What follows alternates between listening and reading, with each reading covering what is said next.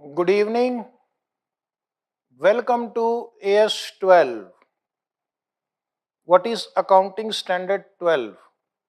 Accounting Standard 12 is accounting for government grant.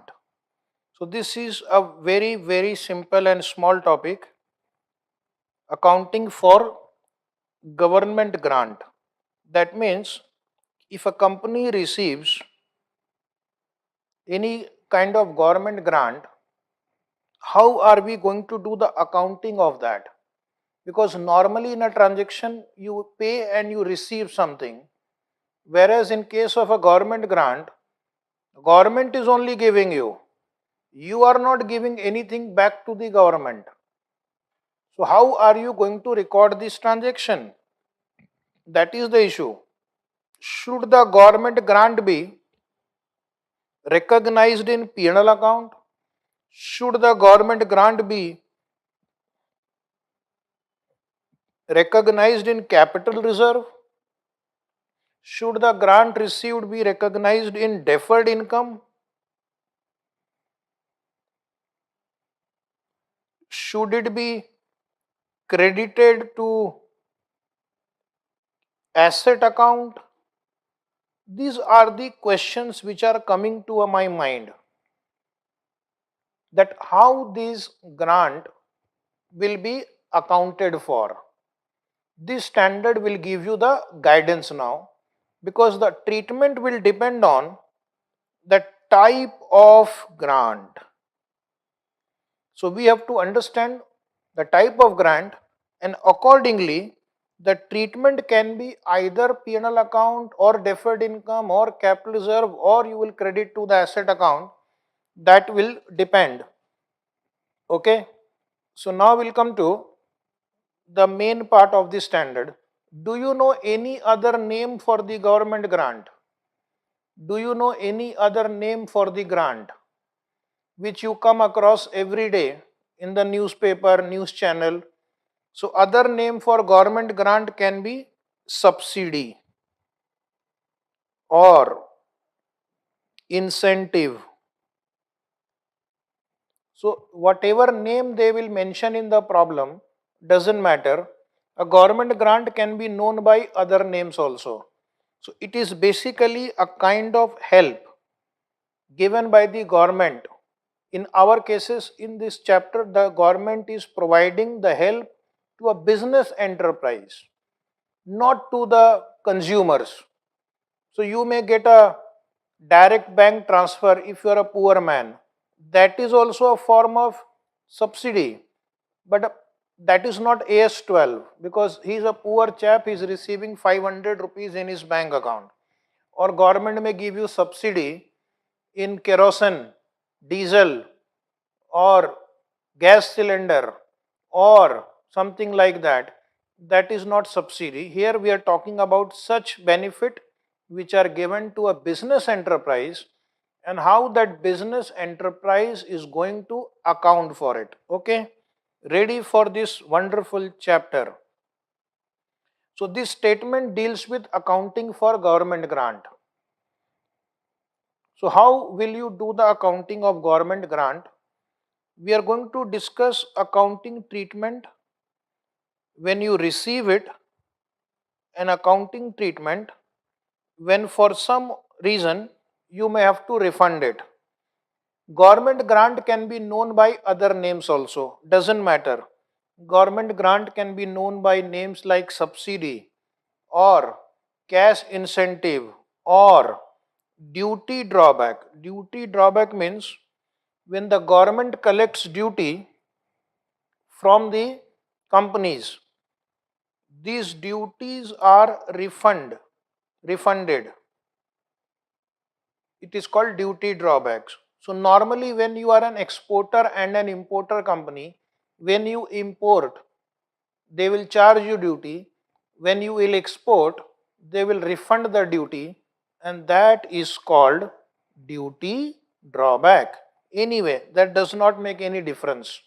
Next, second point, what is government? Amazing question. What is government? So the answer is also interesting.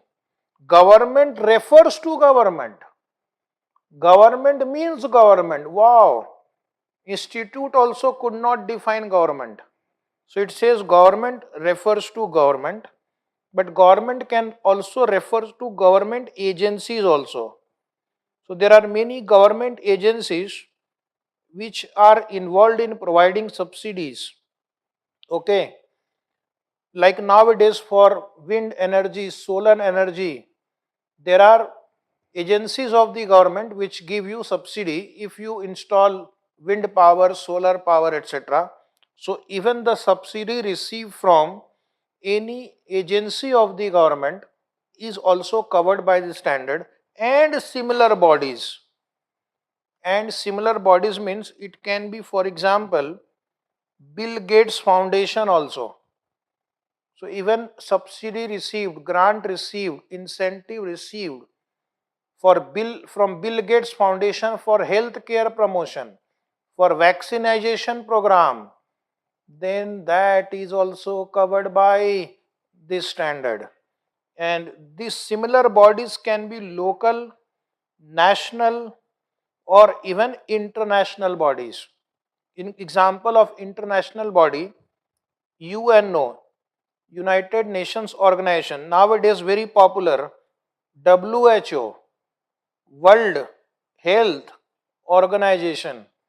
So even if they provide you some kind of subsidy or incentive, that is also covered by this standard. Okay, so these are some basic paragraph. Then government grants are assistance by the government. Third paragraph is what is government grant? What is a government grant? If suppose I sell this pen to the government for 200 rupees and government gives me 200 rupees. Reply, I sold this pen to government for 200 rupees and I got 200 rupees from the government. Was it a government grant?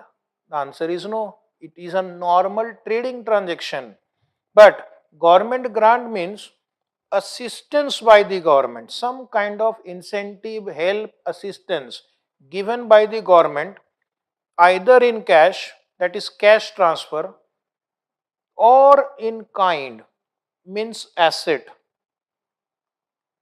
For example, government may give land, government may give license, government may give plant and equipment to an enterprise for past or future compliance. For past and future compliance, past compliance means the compliance have already been met. Government says you vaccinate 1 crore people, you vaccinate 1 crore people, and then we will give you grant. So you have done vaccination of 1 crore people, government has the record that yes you have done, then the grant will be given. That is past compliance. Or future compliance. Future compliance means government will give you grant first, and out of this money you have to incur the expenditure. So then you will incur 1 crore vaccination program. Past compliance means you have fulfilled the condition, then you receive the grant. Future compliance means you have received the grant first and that money will be incurred for those conditions given in the grant with certain conditions. Okay, with certain conditions. Grants does not come without any reason. Government does not give you grant without any reason. Otherwise, I will go and stand outside the government gate and I will collect all the grant. But then the government will put conditions on them, strict conditions on them.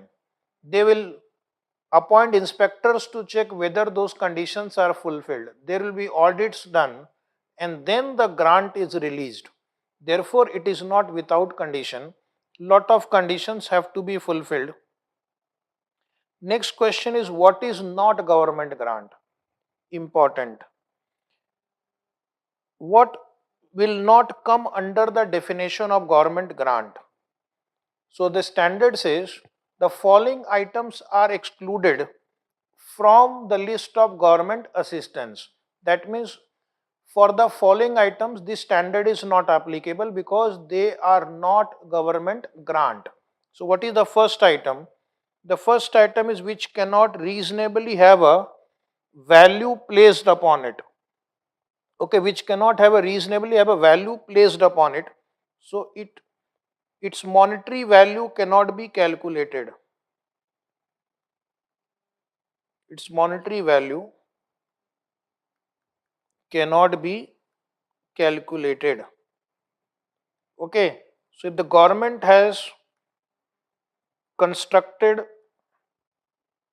road, port, airport,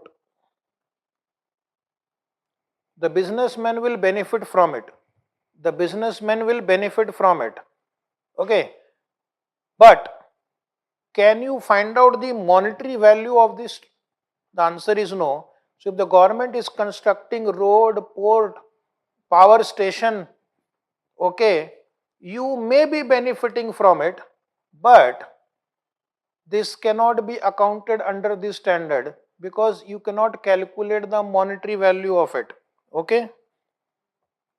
Example number 2, what cannot be treated as government grant? In your book, it is written in point number 3, those transactions with government which cannot be distinguished from the normal trading transaction of the enterprise. So if you are dealing with the government as a normal trader, you pay for goods and service, government gives you goods and service. Or you provide goods and service to the government and government pays to you at the market price. So the normal commercial transactions which are at market prices are not government grant. So I sold 1,000 books to the government and I got the normal market price. It was a normal trading transaction. Some company may supply uniform to the army at the market price. Government makes payment to them. This is a normal trading transaction. Some companies supply food to government canteens at normal market price. That is not a government grant. So every transaction with government will not become a government grant. Okay, student who are interested can write this point here in point number 3. Example, sale of goods to government. Sale of goods to government. Sale of goods to government at normal price. At normal market price. Sale of goods to government at normal market price is not to be covered under this standard. That will be covered by your normal other standard. Now paragraph number 4, 2 approaches followed for accounting treatment of government grant. As per AS-12, there are 2 approaches. Sir, what are these 2 approaches? One is called capital approach and one is called income approach. AS-12 allows both approaches. AS-12 allows 2 approaches, but it depends on what kind of grant is that. It depends on what kind of grant is that. Capital approach means it directly goes to shareholder fund. I will tell you in the next slide. It directly goes to the shareholder fund. Under this approach, a grant is treated as a shareholder fund, means it is not routed through P&L account. It is directly transferred to capital reserve and it becomes part of shareholder fund, but it is not routed through P&L account. It is treated as if it is a capital receipt. Treated as a capital receipt. it is treated as a capital receipt. Okay, this is one approach. The other approach is called income approach, where the grant is taken to income over one or more period. So it is routed through P&L account. It is routed through profit and loss account. Here the grant is treated as a revenue receipt.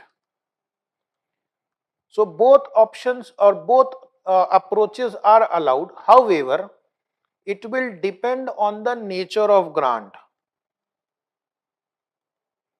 It will depend on nature of grant. And as we will go ahead in the next few paragraph, you will understand when I am going to apply capital approach and when I am going to apply the income approach. Next, paragraph number 5, recognition of grant. Paragraph number 5, recognition of grant. So I am going to ask you a question and I will see what will you reply. Should grant be recognized? Pay attention. Should grant be recognized on option A? Student will quickly reply cash basis or accrual basis. That means should I recognize grant only after I have received it, or we can also recognize on accrual basis. That means we can pass the entry grant receivable account debit. So let me check from the student, what do you think? Should grant be recognized on cash basis or accrual basis?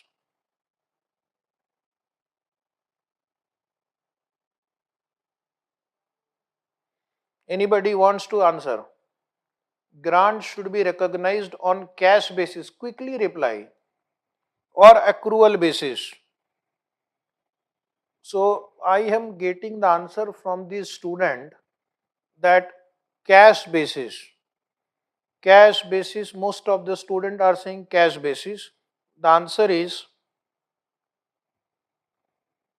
grant can be recognized on accrual basis, subject to certain condition.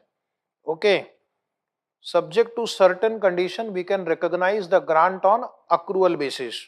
So therefore the student should know in accountancy accrual is a fundamental accounting assumption and that applies here also. Okay, so government grant should not be recognized until there is a reasonable assurance, underline the word reasonable assurance, that the enterprise will comply with the condition attached to them and the grant will be received. Read it again. Theory question, but interesting question. Should grant be recognized on cash basis? You should say grant can be recognized on accrual basis if there is a reasonable assurance. That means if there is a reasonable certainty. Reasonable certainty. Okay. That means more than 50% you are certain. Reasonable certainty means more than 50% probability. You are more than 50% confident that the enterprise will comply with the conditions attached to them. As already discussed, grants come with conditions. So first thing is that you must be reasonably certain that you will be able to comply with the conditions. Government will put some condition. Government will say you will provide education to 1000 student. You will distribute medicine to 5000 people. So you are reasonably certain that yes, I will be able to fulfill those conditions. And second, you must be, and means both conditions, and you must be reasonably sure that grant will be received, because you are dealing with government. And when you are dealing with the government, Many times the government may not sanction or may not give you the grant, even though you may have fulfilled the condition. It is government. So suppose you are an entity, okay, entity is close to party in power. I will not write any particular name. This entity is close to the party in power. So in that case, there is a reasonable assurance that the grant will be received. But if the entity is opposite of party in power, opposition party, you are an entity who does not favor the party in power at the center. Oh my God, possibly the government will not give you the grant because the government knows this person is not in our favor. Is it right? So if you are, suppose, Mulayam Singh party's candidate running a business, government is not going to give you the grant. Okay. But if you are Yogi Adityanath's candidate, then there is 100% assurance grant will be received. So it depends, right? So that is why our standard setters have also thought about it, that there may be a possibility that you may comply with the condition, but government may not release the grant. So when both conditions are satisfied, you will recognize on accrual basis. But if these conditions are not satisfied, if these conditions not satisfied, then what you do? Then wait and receive the grant. Then cash basis. If these conditions can't be fulfilled, then cash basis. But if you are willing to or able to fulfill this condition, then accrual basis. Now we'll begin with accounting.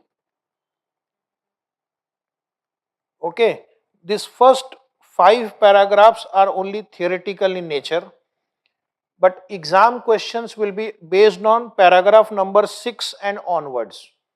6 and onwards. So first we will deal with government grant relating to specific fixed asset. Government grant relating to specific fixed asset. For example, government grant may relate to a particular plant and machinery.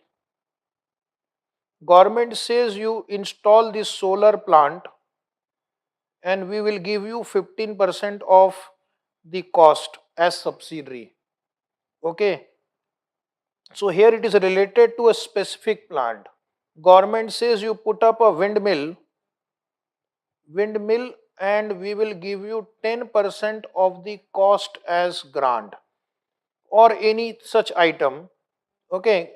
So if it is related to any specific item of fixed asset, if it is related to specific item of fixed asset, it has to be specific. It can be an equipment, okay, it can be a machine, it can be building, it can be a windmill, a solar power generator, or whatever is that. Then what is the treatment?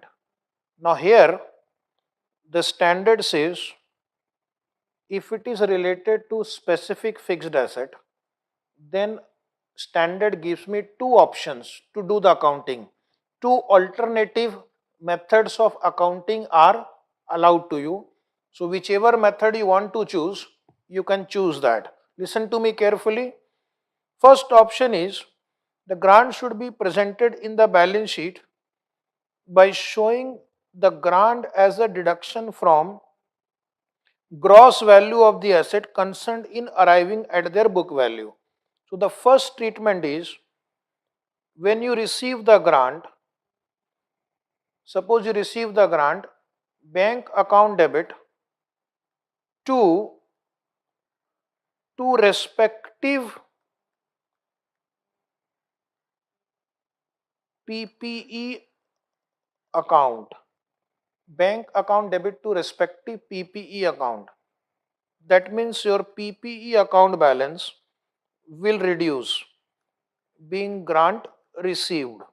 Your PP balance will reduce. And then what will happen? When your PP balance will reduce, depreciation charge will also reduce. Depreciation charge will also reduce. Where the grant related to specific fixed asset equals the whole or virtually the whole of the cost of the asset should be shown in the balance sheet at nominal value. So first point was credit to fixed asset account, fixed asset value will reduce. Second point says, which is normally not possible but it is mentioned in the standard, suppose the cost of the asset is 100 rupees and grant received is also 100 rupees. So now what will be the problem? If I pass this entry, the balance in the PP account will become 0. So then they are saying don't make it 0, keep some balance, some nominal balance in the PPE account. So in this case, I will pass the entry like this. In this paragraph, I will receive a grant 100 rupees, bank 100. To PPE, what I'll do, I will credit 99 only and remaining 1 rupee, I will credit to P&L account. Remaining 1 rupee, I will credit to P&L account. So this will keep a balance of 1 rupee in the PPE account. At least the asset will appear in the balance sheet and you will give the necessary disclosure. Asset will appear in the balance sheet. Is it right? So this is the meaning of this line. Now understand, focus on the first part because last 2-3 exam questions were based on this. Bank to PP, this will reduce the carrying amount of PP and depreciation charge will also be reduced prospectively. Depreciation charge will also be reduced prospectively. Next is option number 2. There is a second option also. When you receive the grant related to a depreciable fixed asset, may be treated as deferred income. So first you underline the word depreciable fixed asset. Depreciable fixed asset means an asset which is depreciated, building, machinery, plant. Land is not a depreciable asset. So option number 2 is you will credit the grant received to deferred income, treat it as a deferred income, income of the future period, deferred income, okay, being grant received. And then what will you do? You will transfer from deferred income to P&L account. You will transfer from deferred income to P&L account in the ratio of depreciation. So every year, some amount you will transfer from deferred income debit to P&L account. This entry will be passed over the useful life of the asset in the ratio of depreciation. In the ratio of depreciation. So if you are following straight line method of depreciation, even the grant will be transferred equally over the life of the asset. If you are following WDV method, then even the grant will be transferred to P&L account in WDV ratio. So the idea is that as you will credit the grant to P&L account, you are also debiting the respective depreciation account. So the net effect is taken care of. So whether you follow option 1 or option 2, whether you follow option 1 or option 2, the net effect in P&L account will remain the same. Okay. So now I am going to dictate one question to you. So please write down this question. Please write down the question. Everybody, take out a pen, pencil, notebook. This question is, you can see, from January 2021 exam for 5 marks compulsory. And this question is exactly based on this discussion which we had just now.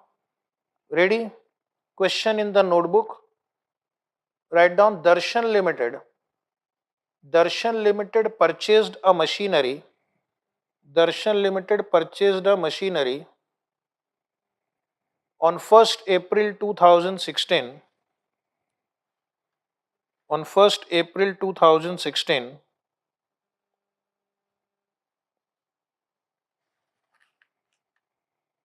for rupees 130 lakhs. For rupees 130 lakhs, in bracket useful life 4 years. Useful life 4 years. Write down little fast. Question from January exam.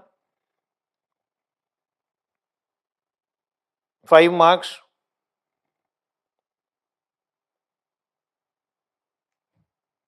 Government grant received is 40 lakhs. Government grant received is 40 lakhs for the purchase of the above machinery. Government grant received is 40 lakh for the purchase of above machinery.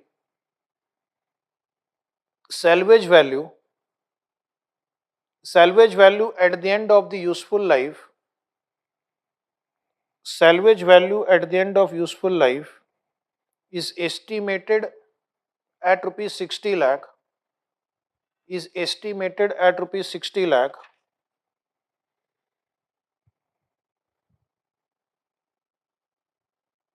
Darshan Limited decides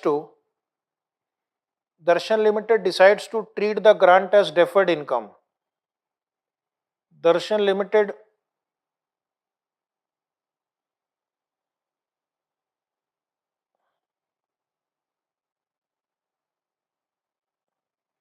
Darshan Limited decides to treat the grant as deferred income. You are required to calculate you are required to calculate the amount of depreciation. You are required to calculate the amount of depreciation and grant to be recognized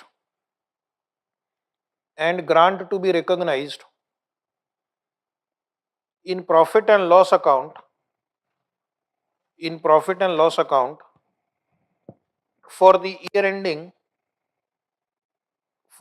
ending 31st March 2017. For the year ending 31st March 2017, 31st March 2018, 31st March 2019, and 31st March 2020. 2020. Last is 2020. All of you enjoy 2020 matches, right? Darshan Limited follows straight line method for charging depreciation. Darshan Limited follows SLM. You can write SLM for charging depreciation.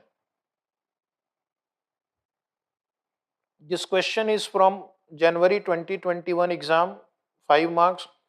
October 2021 MTP, October 2021 model test paper of the institute, 5 marks. And this is a very easy question. First of all, let us see what accounting policy company wants to follow. So company wants to follow the accounting policy of treating the grant as deferred income. So this grant 40 lakh is related to a specific item of fixed asset which is machinery. This 40 lakh will be deferred. This 40 lakh will be deferred. So first they are not going to transfer to P&L account. Bank account debit to deferred income 40 lakh. Bank to deferred income 40 lakh. And then what they are going to do? They are going to transfer to P&L account in the ratio of depreciation.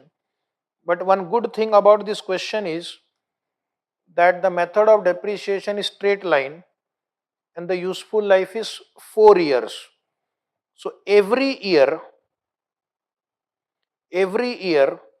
that is year 1 to year 4, they are going to transfer 1 by 4 of 40 lakh to P&L account.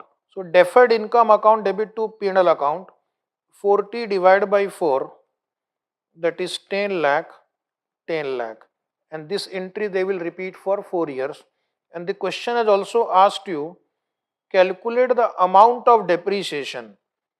So depreciation formula is cost minus residual value divided by number of years. So 130 minus residual value 60 divided by 4. So annual depreciation would be, check the calculation, 17.5 lakhs. 17.5 lakhs. For this much effort, can you believe they are willing to give you 5 marks? But the question is that you have to know this in advance and you must know how to present the answer. Okay? So depreciation will be as usual. While calculating depreciation, do not deduct deferred income. Do not deduct government grant because they have decided to treat the government grant as a deferred income. So they are not going to adjust the asset account. Okay. So very good, Surya. Let us write down the answer nicely. So write down nicely in the notebook in good handwriting because this question is from exam as well as October 2021 MTP. As per AS-12, Sanket is right. As per AS-12, grant related to depreciable asset. Grant related to depreciable asset. If treated as deferred income, write down in notebook. If treated as deferred income, are recognized in profit and loss statement are recognized in profit and loss statement on a systematic and rational basis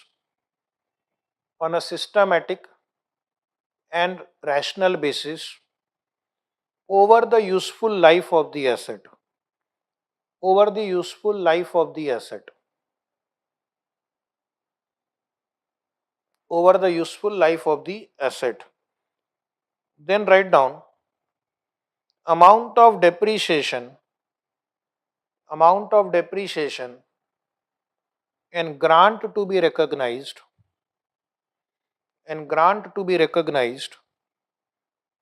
in the profit and loss account each year. So now I am going to give you the answer, which is very easy. The question is how much depreciation and how much grant you will recognize in P&L account. So the heading is amount of depreciation and grant to be recognized. First write down depreciation per year. First is depreciation per year. You can change the presentation if you want, that is your choice. Answer must be same. So write down right hand side rupees in lakhs. First write down cost of the asset. Cost of the asset 130. If salvage value is given in the problem, deduct it. Less salvage value 60. So balance is 70. This is called depreciable amount. Depreciable amount means cost minus salvage value, and then write down depreciation per year. depreciation per year will be 70 lakh divided by 4 years. 70 lakh divided by 4 years, as you correctly said, 17.50 lakhs. Okay, so this is about depreciation. 2.5 marks for this much effort. And then what about the government grant to be recognized in P&L account? Write a note. First, write a note. Write the answer according to the question. Rupees 17.5 lakhs.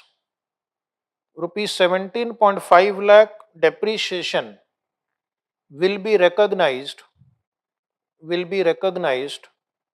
for the year ending 31st March, for the year ending 31st March 2017,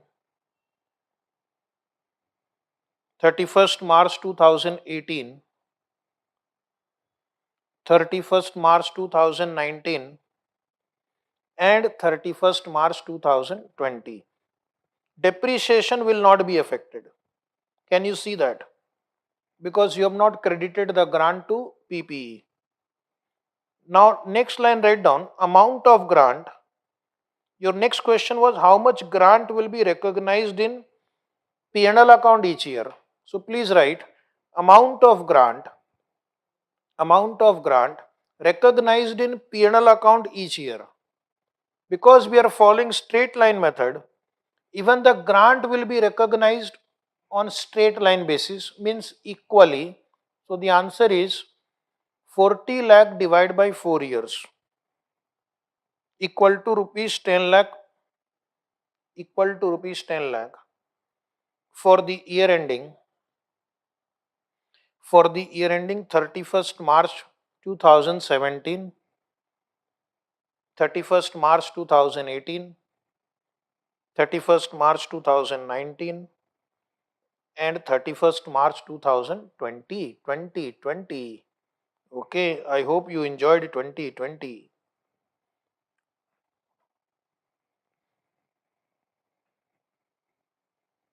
According to question, we have designed the answer. Question was how much depreciation will be charged each year? 17.5 lakh. How much grant will be recognized each year? That is 10 lakh per annum. This answer is over. One more question we will try. Question number 2C. This question is there in your book. 2C. After some 2 or 3 pages, question answers will begin. So you will come to question number 2C after 2 pages. This is the question. Explain the treatment of the following. Rupees 50 lakh received from the state government. Rupees 50 lakhs received from the state government for setting up of a water treatment plant. For setting up of a water treatment plant, the question is what accounting treatment will you follow? Water treatment plant is a specific fixed asset and it is a depreciable fixed asset. So what answer will be written, that there are two options.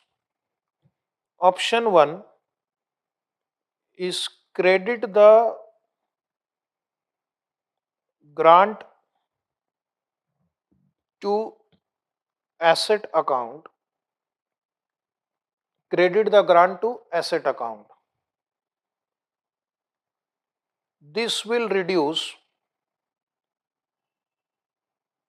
the carrying amount. This will reduce the carrying amount of the asset. This will reduce the carrying amount of the asset. Depreciation will be charged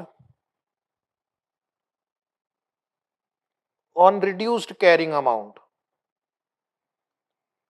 Depreciation will be charged on reduced carrying amount. And option 2 is Option 2 is credit the grant to deferred income. Credit the grant to deferred income and recognize it in P&L account in the ratio of depreciation, and recognize it in P&L account in the ratio of depreciation.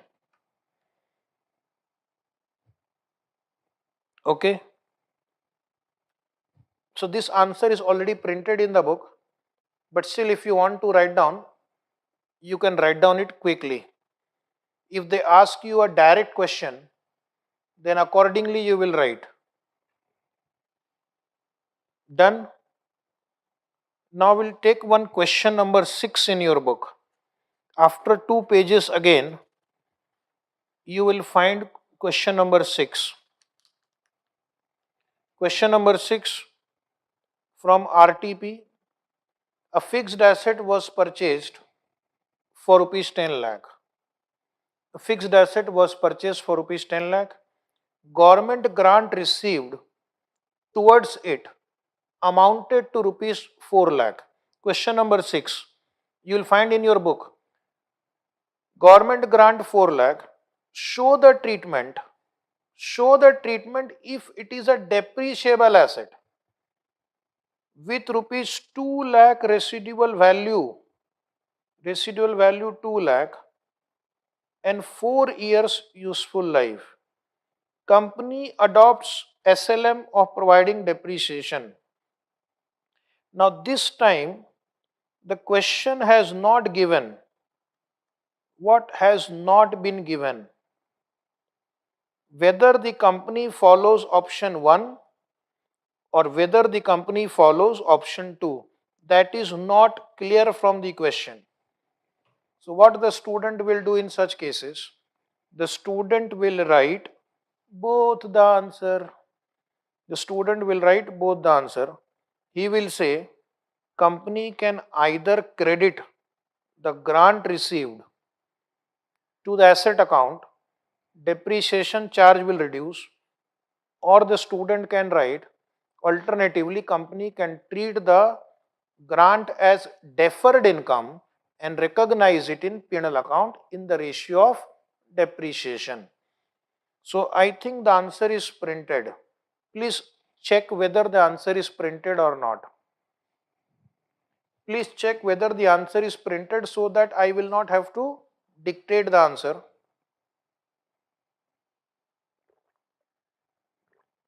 Is it printed? Say yes quickly. If not, then I will dictate. Come on, yes, check. So first method is credit the grant to fixed asset. If the institute asks you to pass journal entry, then the journal entry would be bank account debit 4 lakh, bank account debit 4 lakh to fixed asset account 4 lakh. What was your cost of the asset? 10 lakh. Suppose this is my fixed asset account. This fixed asset was purchased for 10 lakh and by bank grant received 4 lakh. So by depreciation will be out of 10 lakh, 4 lakh we have already reduced. So 10 minus 4. And residual value is also given. Residual value is minus 2. And the useful life is given. How much was the useful life? 4. So the depreciation charge will be, yes Tanya, please tell me the depreciation. 10 minus 4. 10 minus this 4 is grant. So my carrying amount reduces by 4 lakh. So it becomes 6 lakh. 6 lakh minus residual value 2 lakh divided by 4. So 6 minus 2 is 4. 4 by 4, 1 lakh. So depreciation will be 1 lakh. And by balance carried down, will be 10 minus 4 minus 1, that is 5. Buy balance carried down 5 lakh. This way, the company is going to prepare the asset account in the first year. Everybody agrees? Depreciation 1 lakh, Gorana 1 lakh, Sanket is 1 lakh, Tanya is 1 lakh. Carrying amount after year 1 will be 5 lakh, and then every year we are going to provide a depreciation of 1 lakh. So this is how the fixed asset ledger would appear in year 1. Year 2, 3, 4, two balance brought down, buy depreciation 1 lakh, buy balance carried down. We'll repeat, okay, for year 2, 3 and 4. Method 2 in your book, method 2 is credit the grant as deferred income. Credit the grant as deferred income.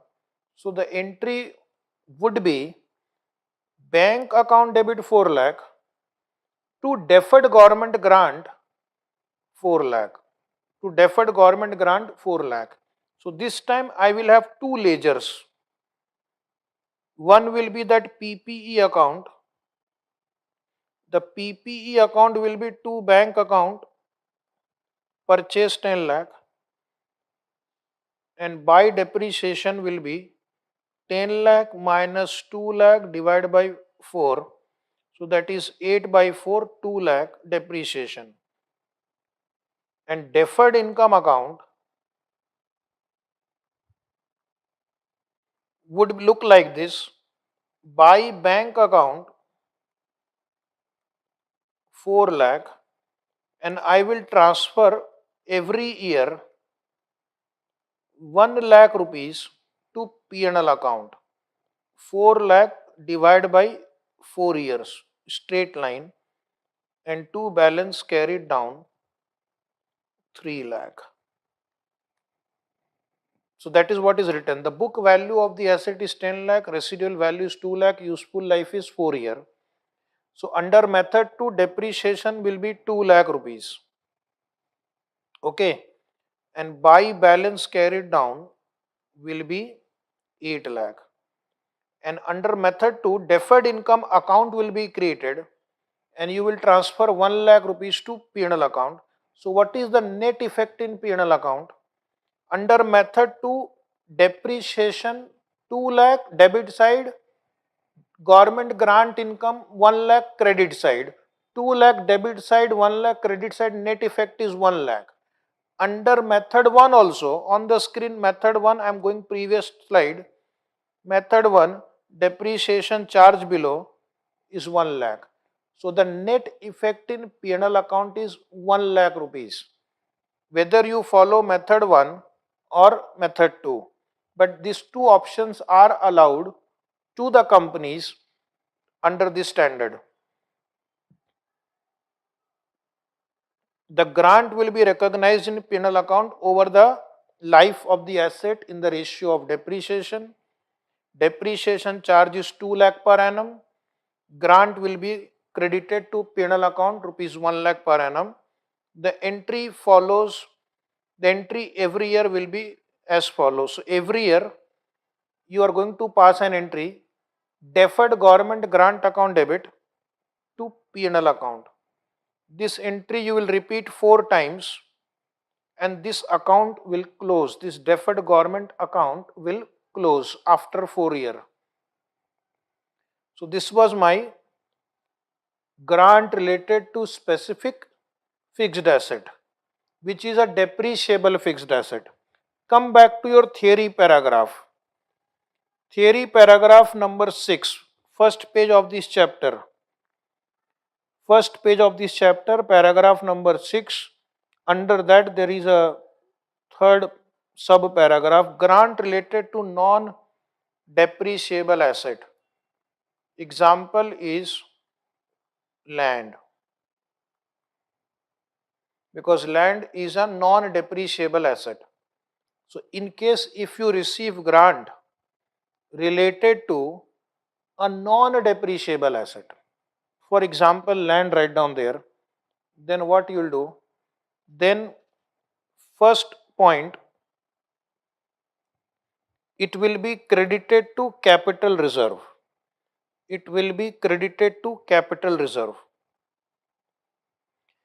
But second point, if it requires the fulfillment of certain obligation, if it requires fulfillment of certain obligation, that means you have to complete some obligation, some terms and condition, like you may have to construct a building, only then you are allowed, or if the land is an agricultural land, but you have to grow only a certain type of crop, that is a condition. Government may give you grant related to land, you can use that money to buy land, but then that land has to be used to grow only a particular crop, particular herb, particular plant, particular flower, then it is a conditional grant.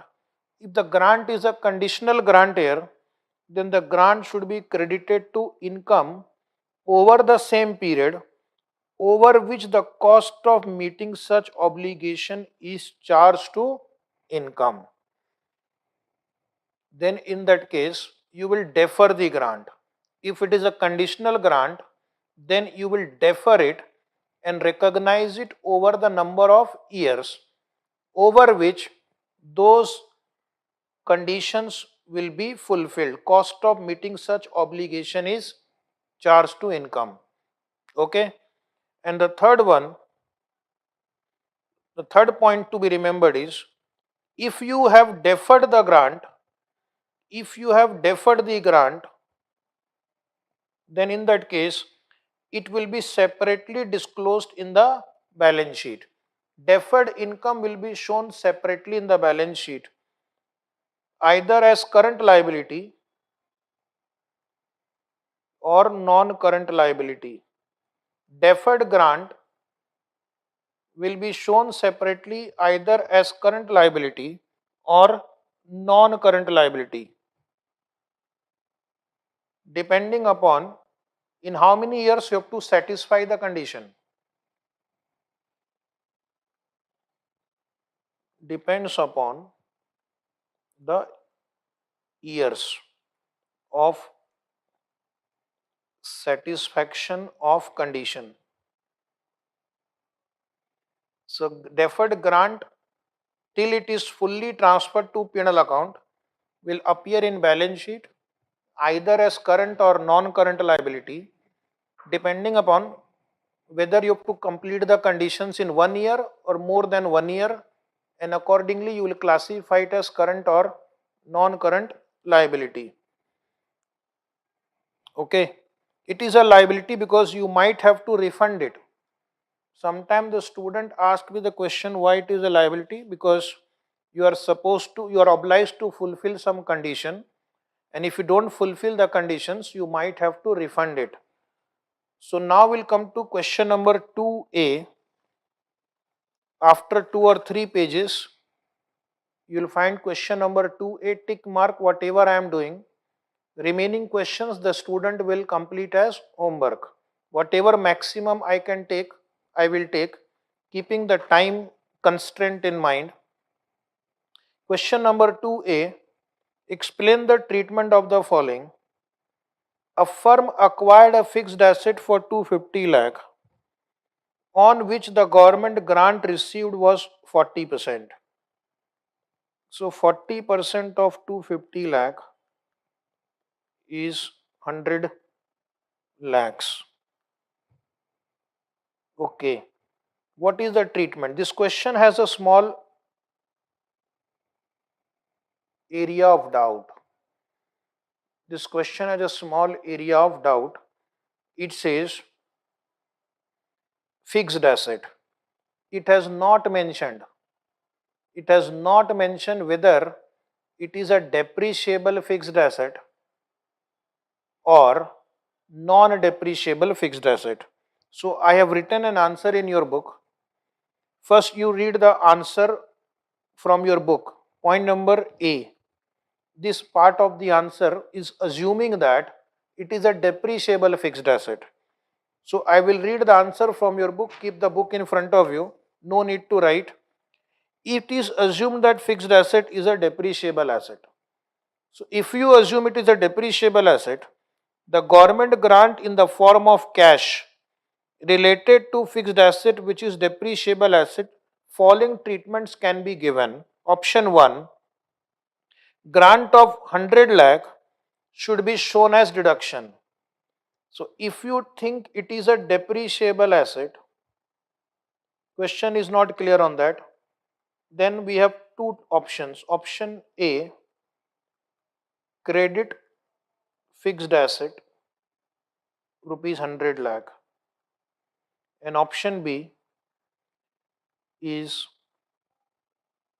defer income 100 lakh. It is written in the book also, and recognize in P&L account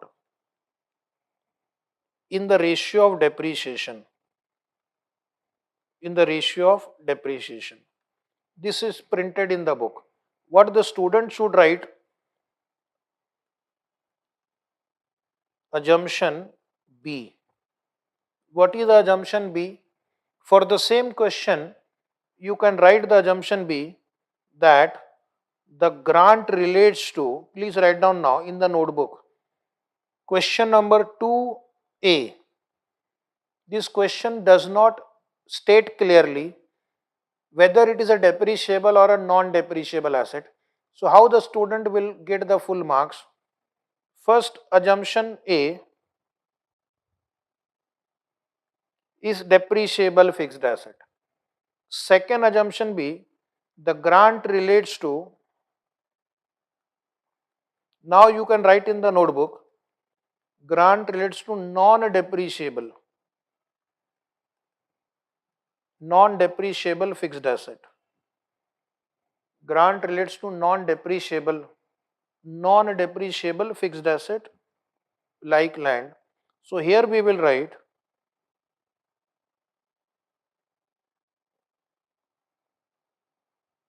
if all conditions have been fulfilled,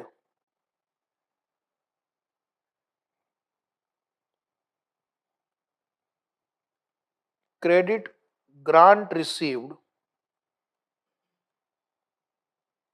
to capital reserve. To capital reserve.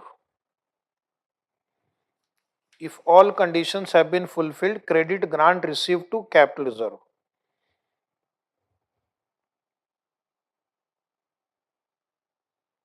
If the conditions are required to be fulfilled, if the conditions are required to be fulfilled, then defer the grant and recognize in P&L account over the period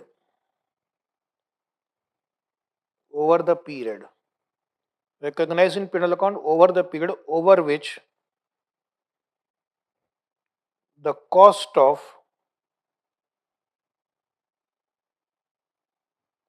meeting such obligations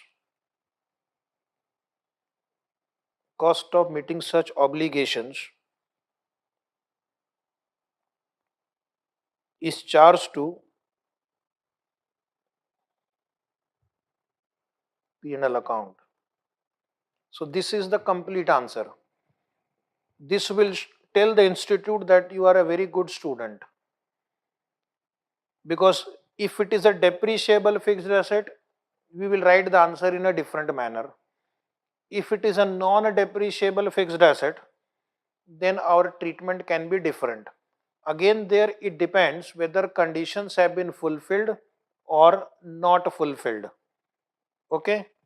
So once you have completed writing, tell me, and then I will go to the next discussion. So this question covers both depreciable and non-depreciable asset.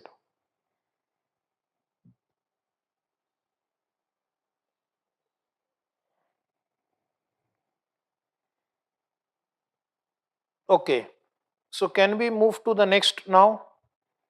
Next paragraph number 7. Grant related to revenue. Grant related to revenue. That means grant is of revenue nature, not related to asset. For example, providing medical facility, providing education, providing vaccination, providing job, okay.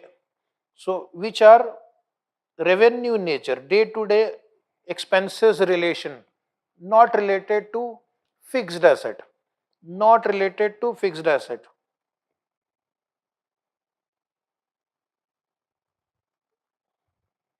So, government has lot of scheme. You give vaccination to 1,000 people, we will give you subsidy. You provide food grain, we will give you subsidy. You provide books to students, will give you subsidy. How to give treatment of such grant which are related to revenue in nature, not related to fixed asset or plant, okay, or any investment in a capital project.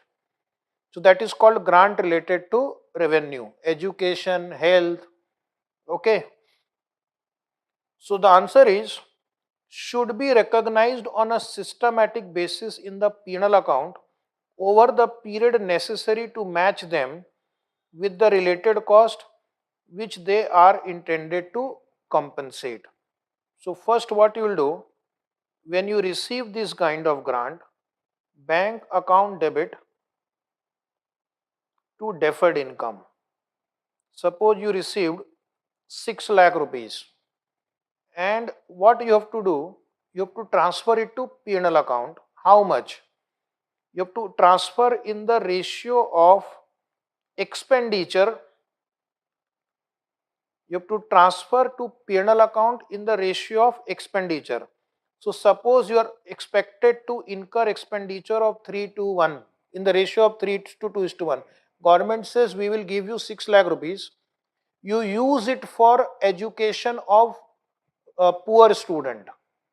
Government gave you 6 lakh rupees and you are expecting to incur this cost over 3 years in the ratio of 3 is to 2 is to 1. So what will you do? You will proportionately transfer to P&L account every year. For example, in year 1, the entry will be deferred income account debit 3 lakh to P&L account 3 lakh. But in year 2, the entry will be deferred income account debit 2 lakh to P&L account 2 lakh, 3 is to 2 is to 1. And in year 3, the entry will be deferred income account debit 1 lakh to P&L account 1 lakh. Wonderful. So this way, on one hand you have income, you have expenditure also. So income and expenditure will compensate each other in the P&L account. But how do you present in the P&L account? The standard has given you two methods of presentation. One method of presentation is this grant will be shown as other income in P&L account, and the other is you will show it as a deduction from the related expense. So I am going to discuss it in detail. Presentation. This is only about presentation in P&L account. Presentation of revenue grant in P&L account, there are two options. Option 1, treat it as other income. Option 2, deduct it from the expense. Now let us see, this is my P&L account and I am following option 1. How will this be presented? Under the heading income, I have one heading called other income. Under other income, I will write grant. In the first year, 3 lakh. And then I have expenses. Under expenses, I will have some other expenses. Under other expenses, I will write related to dash dash activity. Whatever that activity, say 3 lakh.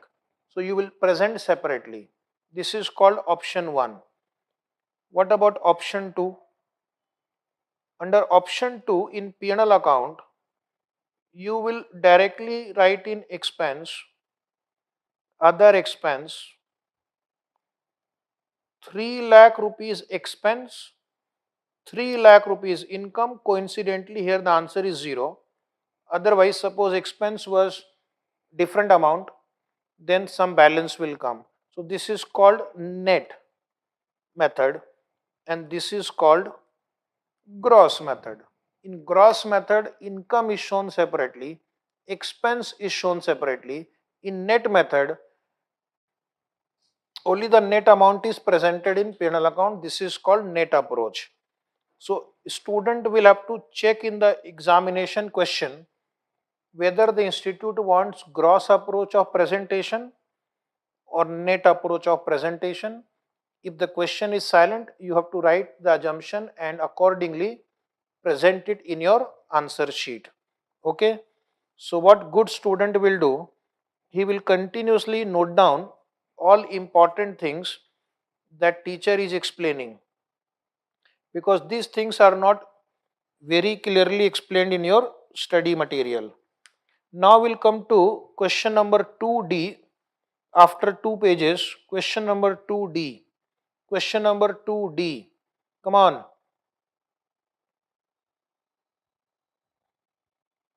Question number 2D.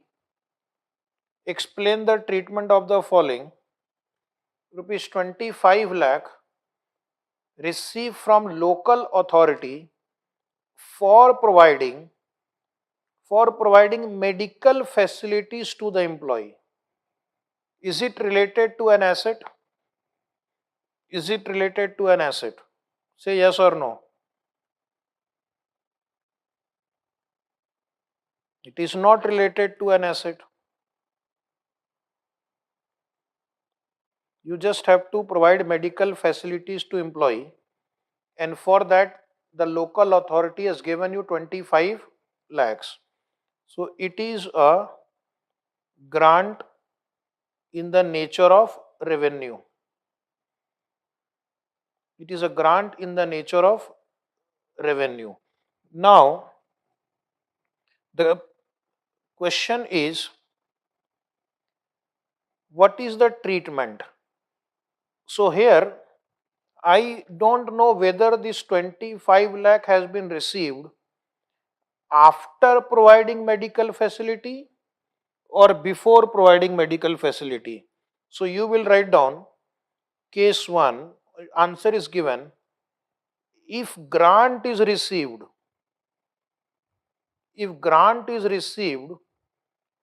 after fulfilling conditions,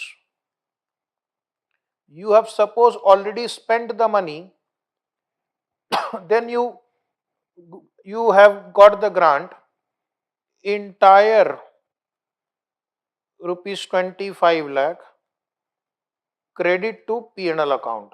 That is one possibility, that you have already incurred the expenditure. Case 2, if the conditions are to be fulfilled in future, suppose the government has given you 15 lakh, 25 lakh and government says use this money and provide medical care to the employee, then first what I will do, defer the grant,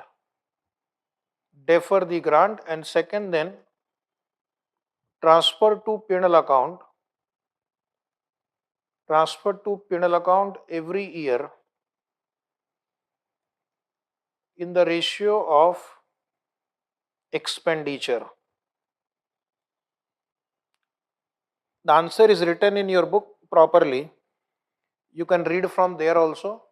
Transfer to penal account every year in the ratio of expenditure.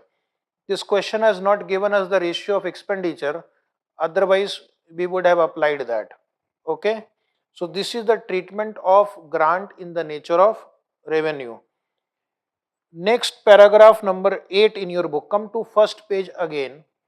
Underline these 4 words: grant in the nature of promoter's contribution. Paragraph 8, grant in the nature of promoter's contribution. Grant in the nature of promoter's contribution means it is given with respect to capital investment, okay, in a particular region. Government says, the scheme of the government is that you set up a plant in a backward area. You set up a factory in a backward area. You will say, why I will set up a factory in a backward area? Government says if you set up a factory in a backward area, then people will get employment, infrastructure will develop, growth will take place, standard of living of people of that area will improve. But then as a businessman, you will say, what is my interest in that? Why can't I locate my plant in a developed city where everything is available? Then the government says, don't worry, we will give you subsidy. So here the subsidy is in the nature of promoter's contribution, as if the government is investing in the capital of the company. So government says, we will pay you 25% of the project cost. Here it is not related to specific fixed asset. Here it is not revenue in nature also. So therefore it is not related to any specific fixed asset, not related to revenue. It is related to overall project cost. So when the grant is related to overall project cost, it is called grant in the nature of promoter's contribution, and they are also popularly called capital subsidy. So if you come across such term in the question, capital subsidy, grant in the nature of promoter's contribution, so here the treatment is different. Here the treatment is, since it is not related to revenue, listen to me, since it is not related to revenue and since it is not related to any specific fixed asset also, it is more like a capital contribution. It is more like a capital contribution, hence it should not be routed through P&L account. In the introduction only we have discussed, there are 2 types of grant. Grant in the nature of capital, grant in the nature of revenue. So this is a capital type grant, hence it will directly go to capital reserve. So the entry will be bank account debit to capital reserve, and in the balance sheet under the head reserve and surplus, this capital reserve will appear. So it won't go through P&L account. You can't transfer to P&L account and increase your profit, not allowed, because it is like a capital grant, capital receipt, and because it is transferred to capital reserve is not a free reserve. Another reason for transferring to capital reserve is, make it not free reserve. Make it not a free reserve, and since it won't be a free reserve, under Companies Act, you can't distribute it as dividend. So that is another logic they have developed. On one hand, government is giving you money for setting up of a plant, and if they allow you to treat it as revenue reserve, You will use that money for payment of dividend. Not allowed. You can't use capital reserve for payment of dividend. So entry will be bank account to cap reserve. Presentation will be in the balance sheet under the head reserve and surplus. It will become part of shareholders fund. It will become part of the net worth. It won't go through the P&L account. Okay. So one question number 2B, next page or after 2 pages, 2B, which has all the 4 type of scenarios. It says explain the treatment. Capital subsidy.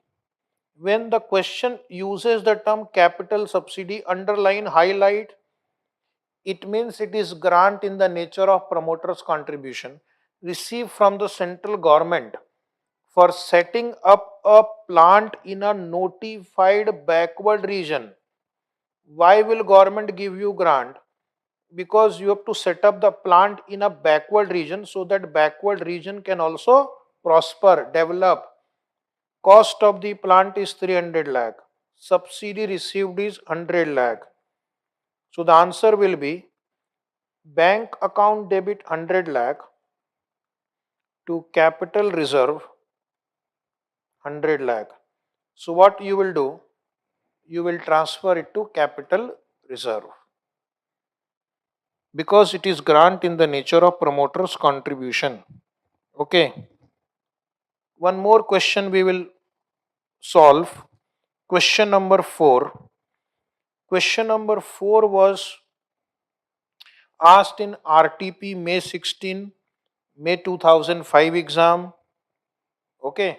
So this is also from exam. Question number 4 from your exam and RTPs. Next time in your exam, are you ready to solve this question number 4? Next page you will find it.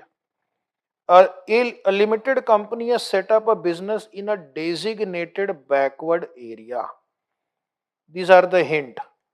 So mostly such phrases will tell you that this is grant in the nature of promoter's contribution, which entitles it to receive as per a public scheme announced by GOI, government of which country? Iraq, Iran, or India? GOI, government of Iraq, option B, Iran, or Ireland, or India. India. A subsidy of 15% of the cost of the investment. Now here the grant is not related to specific asset. Grant is related to overall investment in that backward area, having fulfilled all conditions laid down under the scheme. You have complied with the condition. Company on its investment of 100 lakh, so total investment is 100 lakh. Government says first you spend 100 lakh, then the government will give you a subsidy 15 lakh in January 2015. So 15% grant received. Grant is related to overall project size. Grant is not related to specific asset. Grant is not related to revenue. So what is such grant known as? Such grants are known as grant in the nature of promoter's contribution. So the treatment should have been bank account debit 15 lakhs to capital reserve. Write down nearby 15 lakh. This is the correct treatment as per the standard AS-12. What the accountant is doing, the accountant would like to record the receipt as an item of revenue. Oh, so sad, wrong treatment. And to reduce the losses on P&L account for the year ended 31st March 15. Accountant wants to transfer to P&L account. This is wrong. The intention of the accountant is that if I transfer it to P&L account, then my losses will either reduce or may get converted into profit. But the standard does not allow you to do that. So your answer will be accountant is wrong. The correct treatment is bank to capital reserve. Capital reserve will form part of shareholder fund. This cannot be routed through P&L account. It is not a grant in the nature of revenue. It is a grant in the nature of promoter's contribution. So let us read the answer together. How will the answer be drafted by the student? That is something important.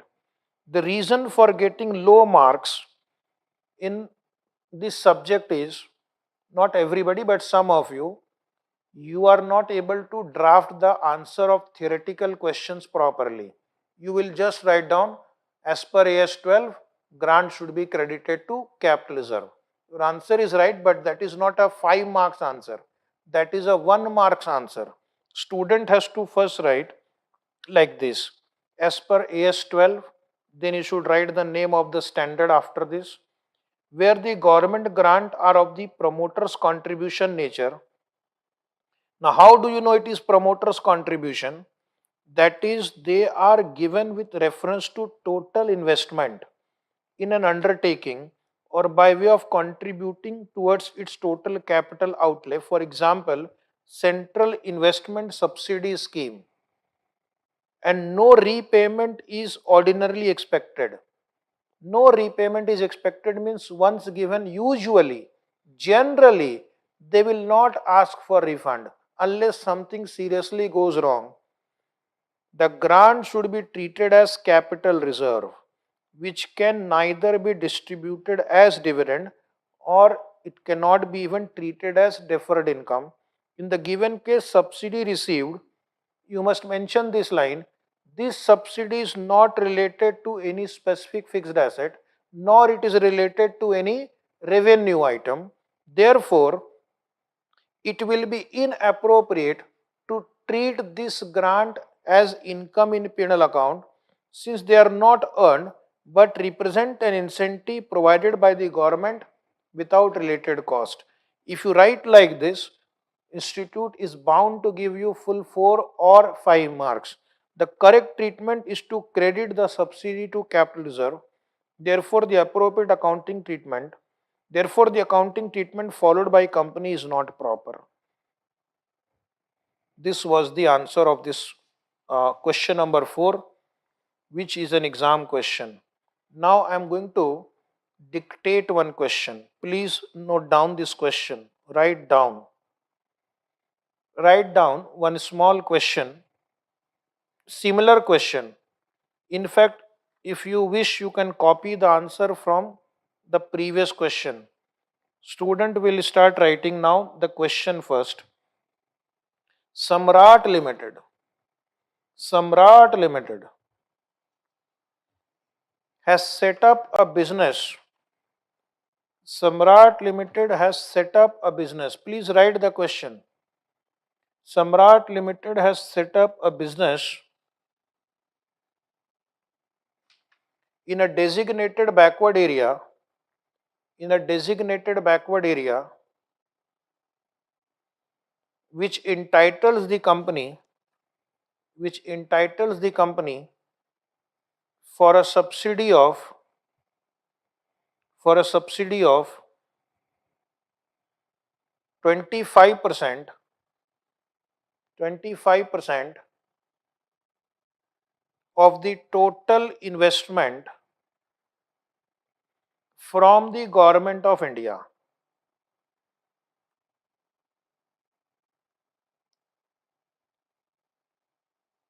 From the government of India, GOI you can write. The company has invested, company has invested rupees 80 crore in eligible investment. Company has invested rupees 80 crore in eligible investment. The company is eligible for the subsidy. Company is eligible for the subsidy company is eligible for the subsidy and has received rupees 20 crore and has received rupees 20 crore from the government in February 2019, from the government in February 2019. Now write down the company wants to recognize the said subsidy.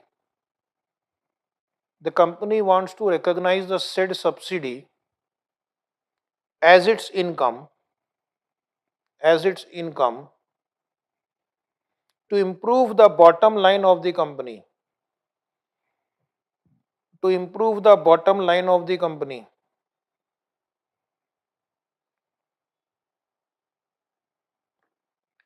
To improve the bottom line of the company. What is bottom line of the company? Bottom line means P&L account, profit, because the profit after tax comes in the last line of the P&L account. So that businessmen call it bottom line. Do you approve? Do you approve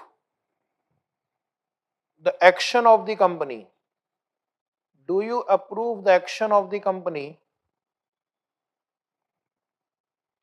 Do you approve the action of the company in accordance with the accounting standard? And the source of this question is November 2019 RTB. Source is November 2019 RTB. And the answer you will write as homework. Answer you will write as homework same as question number 4. Same as question number 4. Again it was repeated. This is one of the highly repeated questions in your exam. So write down homework. Same as question number 4. You will write the correct treatment is grant should be credited to capital reserve.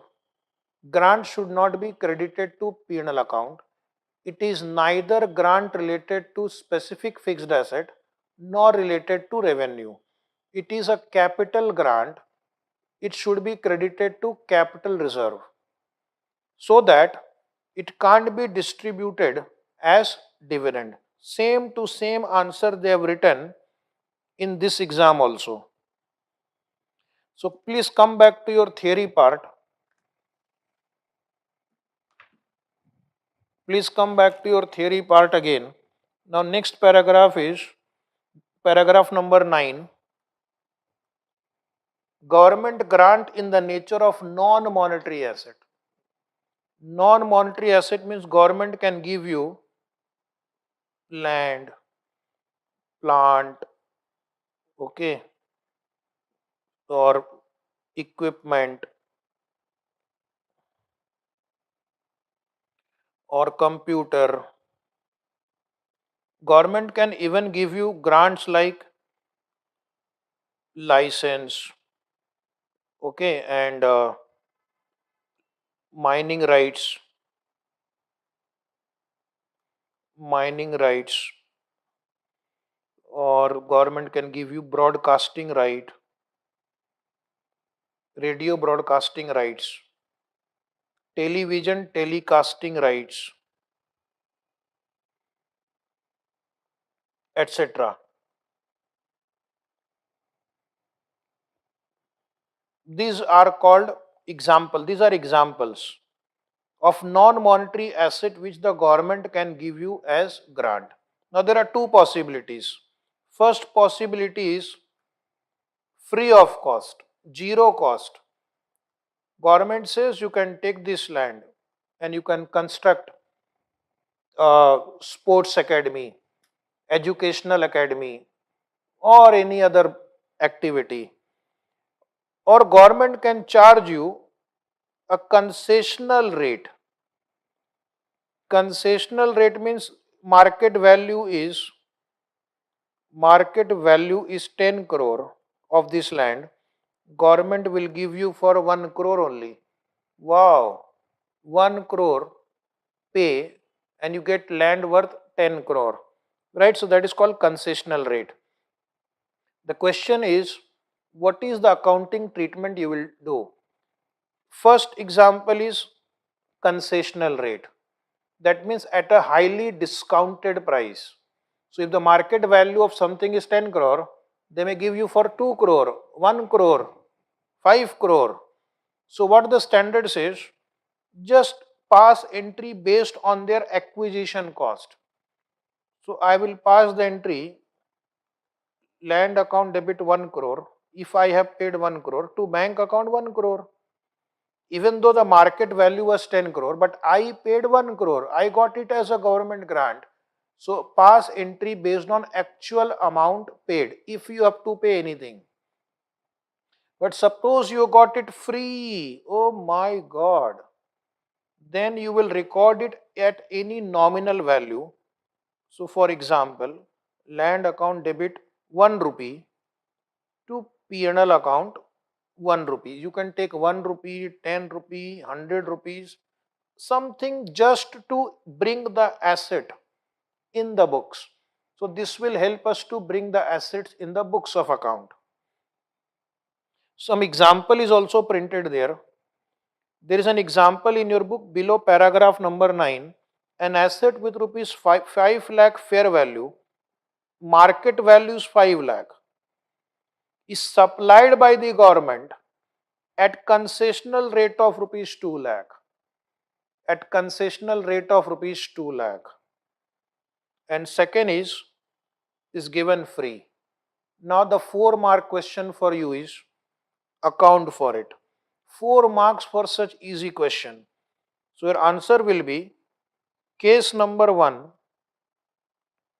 Case 1, you paid 2 lakh rupees for an asset whose fair value is 5 lakh. Entry. Now they have not mentioned what is that asset. So that asset can be PPE, then write PPE.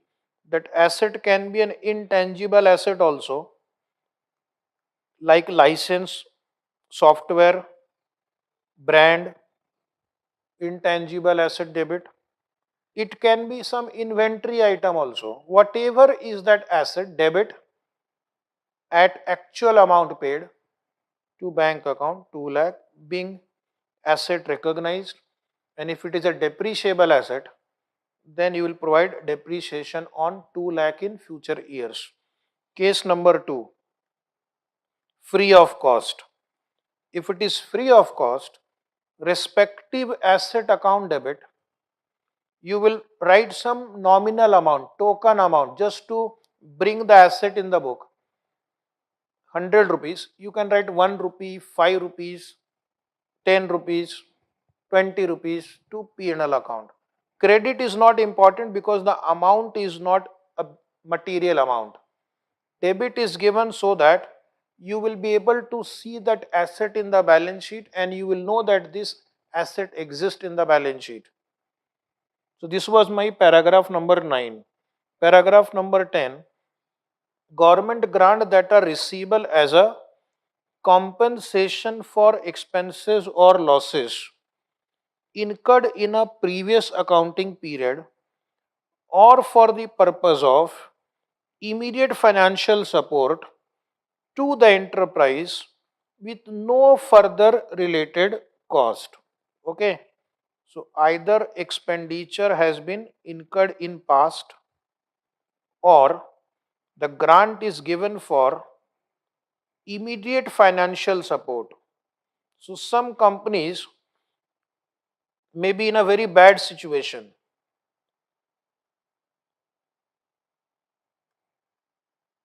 Some industry may be in a very bad situation. Let's say after the lockdown which has happened, some companies have a very bad time, like hotel industry. So government will give some grant to them for immediate financial support. Okay. Or sometime you have fulfilled the condition in the previous year, but grant was received in this year.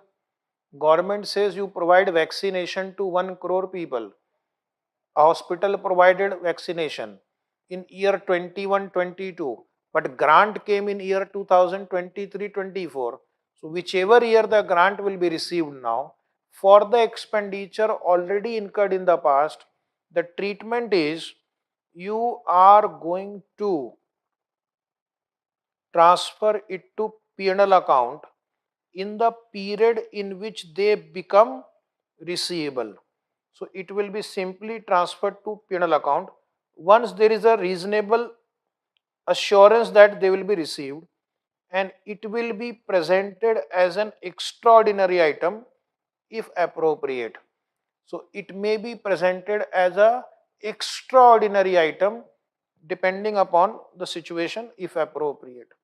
So such grant will be treated as extraordinary item in P&L account if appropriate. In the same point number 10, it says, paragraph 11 now. This chapter has two parts. Part 1, receive grant, and part 2, which is a very painful thing, you have to refund the grant. Oh my God, refunding is a very painful thing, yes or no? Suppose you find 100 rupees in your bank account tomorrow morning, and then in the evening somebody comes and says, oh, by mistake I have put in your bank account, kindly refund me. How sad you will feel. How sad. Okay, when you receive, you smile. When you have to refund, you will cry. You will cry. So this is what we are going to do now. Accounting treatment of refund of government grant. So one simple thing I will tell you. In most of these refund examples, reverse the original entry. But be careful. Be careful because you have to see the balance sometimes. So the simple strategy would be what entry you pass at the time of receipt, reverse entry will be passed at the time of refund, but be little careful. Be little careful because the amounts can be different. Okay, balance in deferred income account can be different. So therefore, with slight carefulness, we can handle the refund entries. Okay. Now the standard says, if you have to refund the grant, if you have to refund the grant, and if you have to show it in P&L account, oh my God, this is not an ordinary item. Refund of grant is not an ordinary item. You have to compulsorily present it in extraordinary item. So refund of the grant will be presented if presented in P&L account. If it is not presented, the matter closes. But suppose you are preparing P&L account and there is a refund entry in P&L account, it will be presented under the line item extraordinary item. Okay. So what is the treatment of government grant? It depends on what was your original entry. So first we will discuss is amount refundable, paragraph number 12 in your notes. I have tried to make a good summary. The amount refundable in respect of a grant related to revenue. Related to revenue means not related to any fixed asset and not in the nature of promoter's contribution. Then what I will do, I will first apply it against any unamortized deferred credit remaining in respect of the grant. If there is any balance left in deferred income account, that I am going to debit first. But if that is not enough, then I am going to credit or charge the P&L account. So the entry you will not note down here for paragraph 12 first part, is first you debit deferred income, because that account you had credited when you had received the grant. So now you debit it. If the balance is not enough, then debit P&L account and to bank. This is what they are trying to say. First use deferred income to the extent you have balance in that account. If that is not enough, then debit P&L account and to bank. This way, the entry for refund will be passed if it is related to revenue.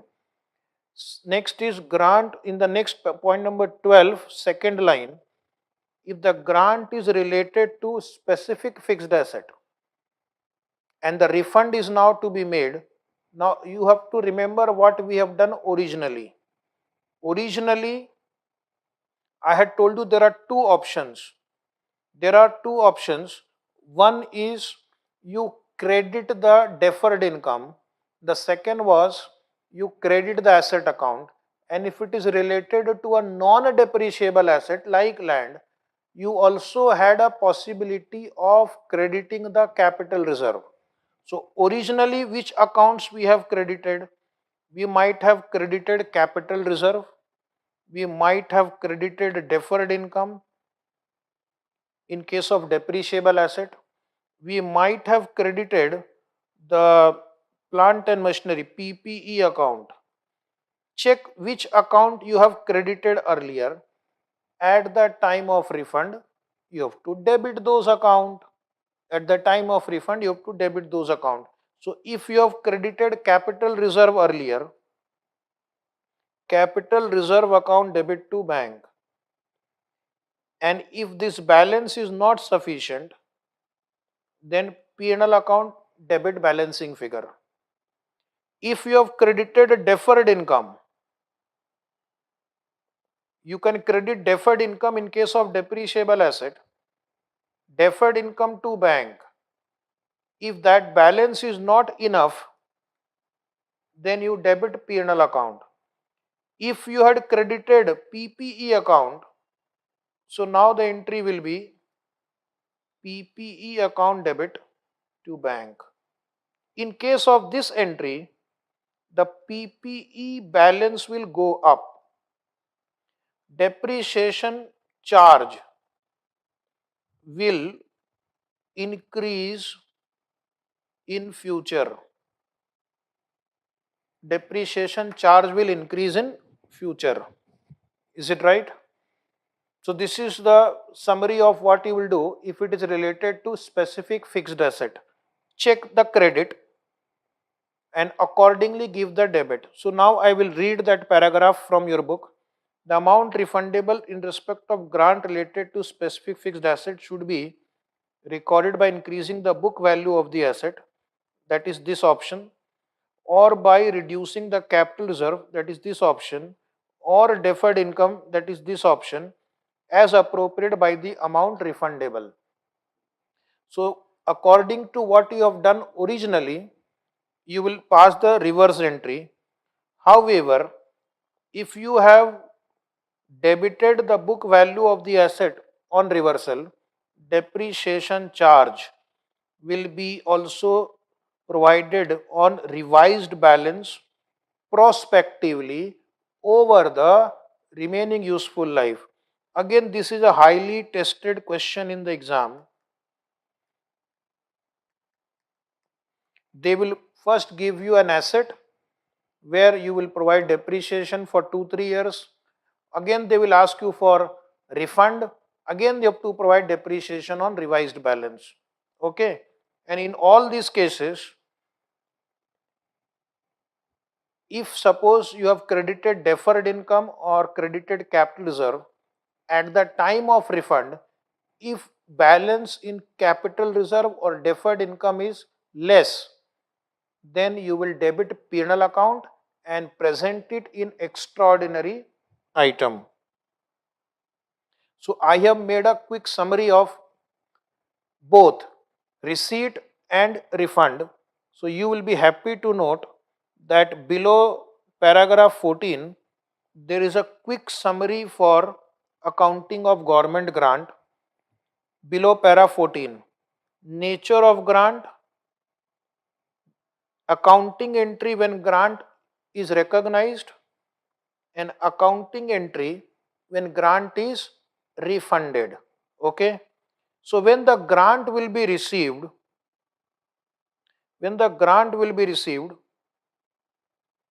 debit bank account or debit grant receivable account.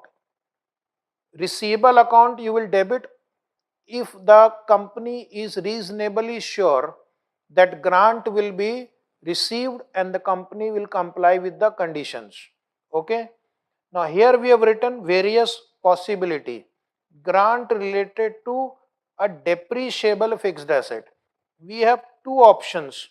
Option 1, credit to fixed asset account, charge depreciation on reduced value, and in case if you have to refund, then the entry will be debit the fixed asset account, depreciation will be provided on revised value prospectively. Option 2 is credit the government grant or deferred income. You can say deferred income, and then you will write it off in the P&L account over the life of the asset in the ratio of depreciation. And if you have to refund, first you debit the deferred income, then you debit P&L account balancing figure, and credit will be to bank or to payable account. Okay, so this is the entry for grant related to depreciable fixed asset. Now point number 2, related to non-depreciable fixed asset. One option is this, you can just delete here. If you have credited to capital reserve, option 1, bank to capital reserve, at the time of refund, capital reserve debit to the available balance. If that is not enough, P&L account debit and to bank or to payable. I have written the credit entry in the heading only. And if suppose you have to incur certain cost to fulfill the condition, earlier we had deferred it. So option numbers, this is bank to deferred income. When you refund it, deferred income account debit, P&L account debit, balancing figure, and to bank, to payable. Institute have asked both type of question. A simple question where you just have to do the calculation, but they have also asked you to pass entries or prepare ledger. So that also we are going to practice. Third one, grant in the nature of promoter's contribution, credit to capital reserve account, but when you have to refund it, debit the capital reserve and balancing figure if any, P&L account, and you are going to credit bank or payable if payable after the balance sheet date. Grant in the nature of revenue. Okay, so if the conditions have been fulfilled, credit to P&L account, and when you have to refund it, debit the P&L account. If you have credited deferred income account, when you received the grant, bank to deferred income, transfer to P&L account over the period over which related costs are incurred, and then we will amortize it. If you have to refund this grant, first you debit deferred income. If that is not enough, debit P&L account. Point number 5. If grant is given for any past period cost or with no corresponding cost to be incurred, right? So here we will credit directly the full amount to P&L account and present it as an extraordinary item. But when such grant will have to be refunded, I will debit P&L account and I will present it under extraordinary item. Grant received in kind, like directly land received. It was at concessional rate. It was at concessional rate. The entry will be account at the actual cost incurred, that is at concessional rate, debit the asset and credit the bank. So land account debit to bank if it is land at actual amount, at actual amount. Now the this accounting standard is silent as to what treatment should be given. Interesting point. What is the interesting point here? This standard is silent as to what should be done when non-monetary grants have to be refunded. So you may have to refund that land back to the government. Two things can be possible. The cost of the land was, market value was 10 crore. Actual amount paid is 2 crore. Now government may either ask you to return that land, or the government may ask you to pay the differential amount. Government will say, we will ask you to pay the differential amount, we don't want to give you concession, please give 8 crore rupees more, or please return the asset only. So in case of default to comply with the terms and condition of the government grant, following possibilities are there. One possibility is government will take over the asset. Government will take that asset back from you. What you will do? You will write off the book value to P&L account. If government says, please return our land, government may not give you any money also. So the entry will be P&L account debit to asset account. Suppose government gives you some money, then bank account debit, P&L account balancing figure to asset account, that you can note down. Non-monetary grant refunded, asset itself is refunded. If you receive any money from the government, bank account debit, balancing figure P&L account debit to asset account. Sometimes the government may ask you to pay the differential amount. Okay. In that case, what you will do? If the concession amount is required to be paid, then the entry will be asset to bank. Whatever amount of concession you had given, government is withdrawing the concession. Pay the remaining 8 crore rupees. Pay the remaining 8 crore rupees. Then in that case, we have no choice but to pay 8 crore rupees, and the entry will be asset account debit to bank account. So these two entries are not specifically given in the accounting standard 12, but this is for understanding that sometime non-monetary asset may also have to be returned back to the government, or the government may decide to withdraw the concession and ask you to pay the balance amount. So these are the entries at the time of refund. Okay. So now we'll solve question number 3. All of you please come to question number 3, which is printed in your book after 2 or 3 pages. Question number 3, this is the question, you will find it in your book. RST Limited has set up a plant at a cost of rupees 360 lakhs. Underline, cost of the plant is 360 lakhs with an expected life of 9 years. Cost 360 lakh, life 9 years. The company received a grant from the state government The company received a grant from the state government of rupees 80 lakh, which was to be utilized after fulfilling certain condition. Grant is 80 lakh. The company treated this grant as a deferred income. So what is the treatment this company has given? Bank account debit 80 lakh to deferred income 80 lakh. Bank account debit 80 lakh to deferred income 80 lakh.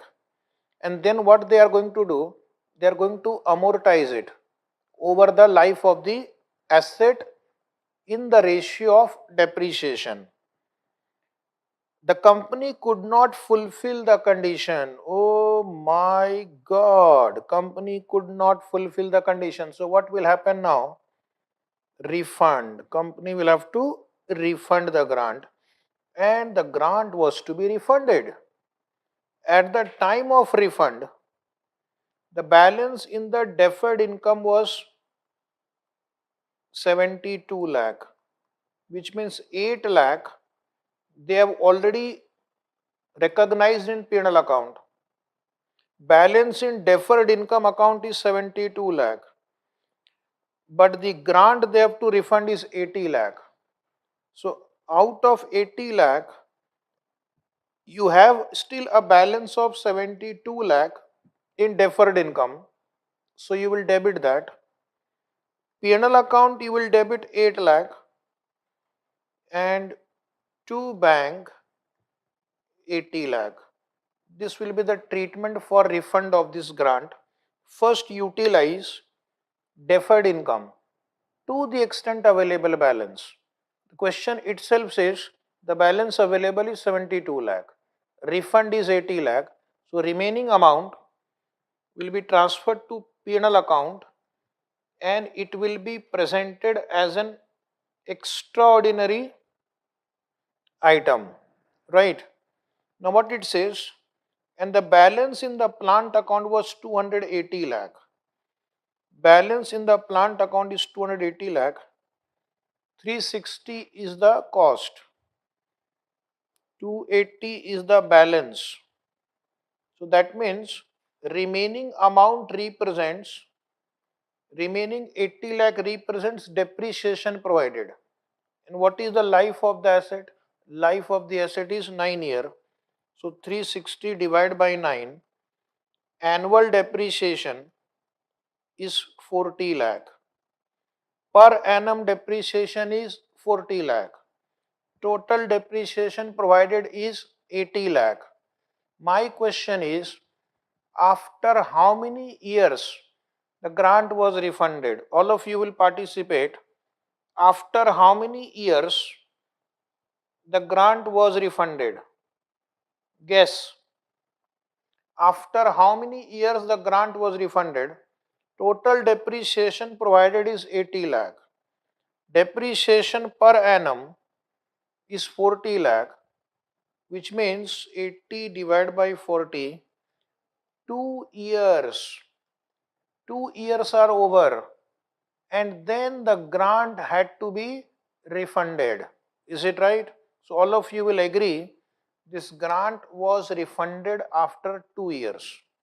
And the journal entry I have told you, deferred income account debit 72, P&L account debit 8 to bank account 80.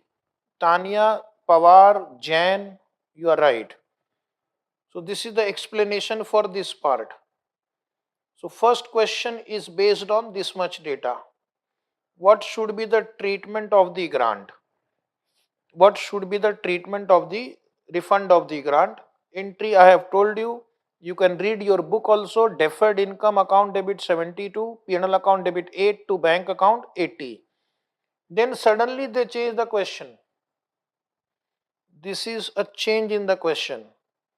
In case, now this is my first option where we can credit the grant to deferred income account.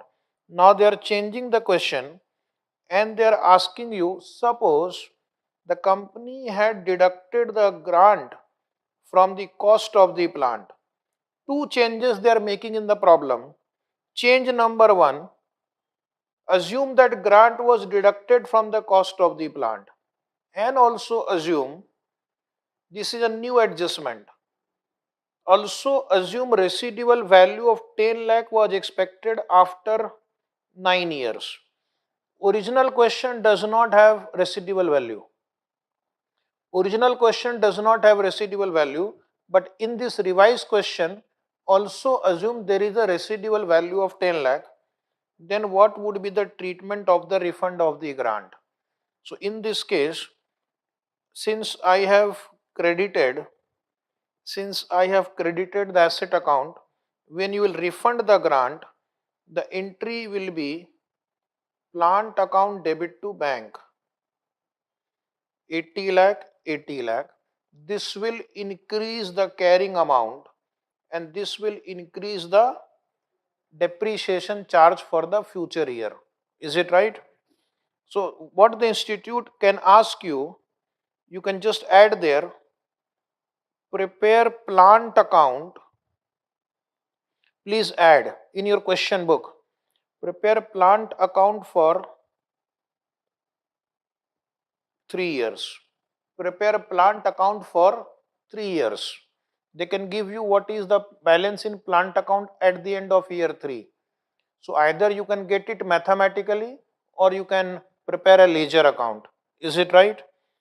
So now one by one, first answer I have explained. I am going to explain case 2. In case 2, grant was credited to fixed asset account. Grant was credited to fixed asset account. So how that fixed asset account, that is plant account, would look like? So please listen to me, because such questions are being asked in the exam. So I am going to prepare a ledger for 3 years. Year, particulars, rupees in lakhs. Year, particulars, rupees in lakhs. In year 1, the company purchased the plant to bank account 360 lakh. Purchase. And in year 1 they received the grant also. Bank to plant account. So credit side by bank 80, in bracket right here, grant received. In bracket right, grant received, and then they will provide depreciation by depreciation. How much depreciation? Understand, the cost of the asset was 360 minus grant 80. So this is my reduced carrying amount, minus residual value 10 lakh, minus residual value 10 lakh, because this is straight line method. You have to deduct the residual value and divide by 9 years. So this calculation will give you 30 lakh. Check. Is it 30 lakh? 30 lakh, and by balance carried down will be 250 lakh. So this is going to be my first year of accounting. First year would look like this, simple. Year 2, balance brought down 250, and in year 2 no problem, by depreciation same figure, because we are following straight line method. In year 2 nothing happened, so by depreciation 30 lakh, and by balance carried down will be 220 lakh, total 250 lakh. Year 3 you have to refund the grant at the beginning. So the entry will be, we will assume refund was at the beginning. We will assume refund was at the beginning. Okay. So to bank 80. write in bracket here refund of grant. Please write, those who have the book in front of you, to bank in bracket refund of grant 80. So this will increase the carrying amount now. Now the institute usually asks you the question, how much will be depreciation in the year 3? So year 3 depreciation will be revised now because your carrying amount of plant has changed. Carrying amount of plant has become 220 plus 80 minus residual value 10 minus residual value 10 divided by remaining number of years. 9 year was the original estimate. Year 1, year 2 are over. So number of years remaining are 9 minus 2, that is 7. So please give me the answer now.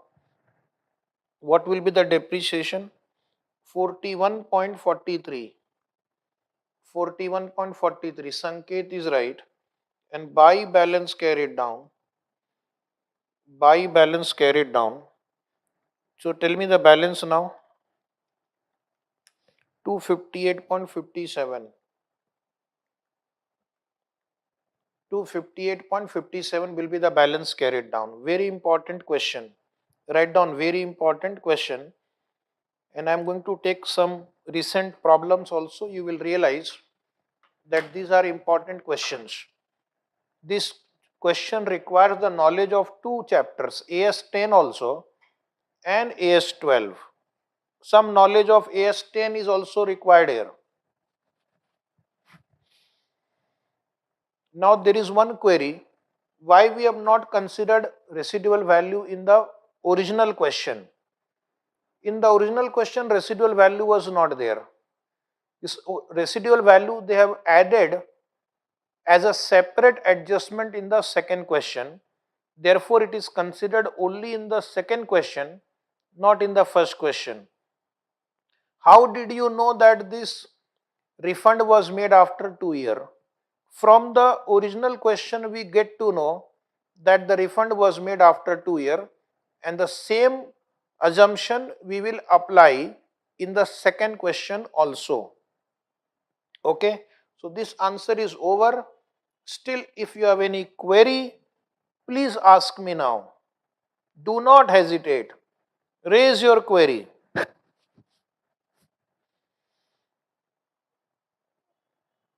Okay, no query. Let us move to one more question. I am going to dictate. Please write down. Please write down one question in the notebook. Question is like this. On 1420x1, please write, on 1420x1, ABC Limited, ABC Limited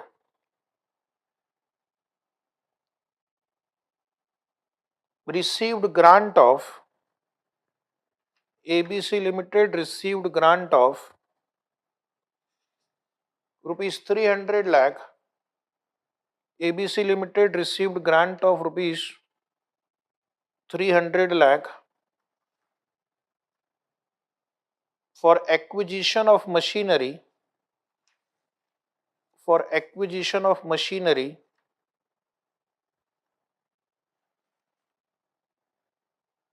costing rupees 1500 lakh.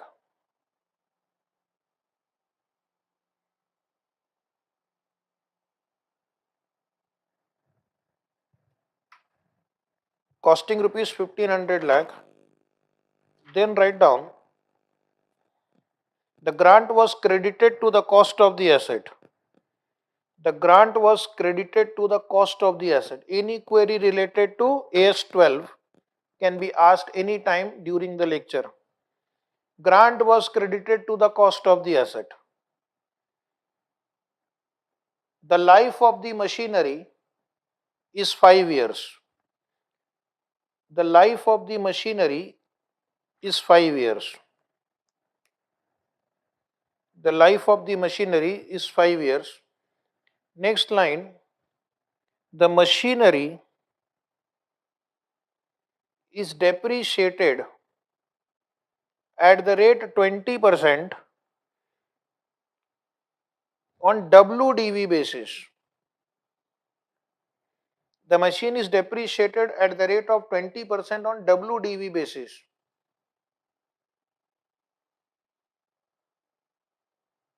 The company had to refund the grant.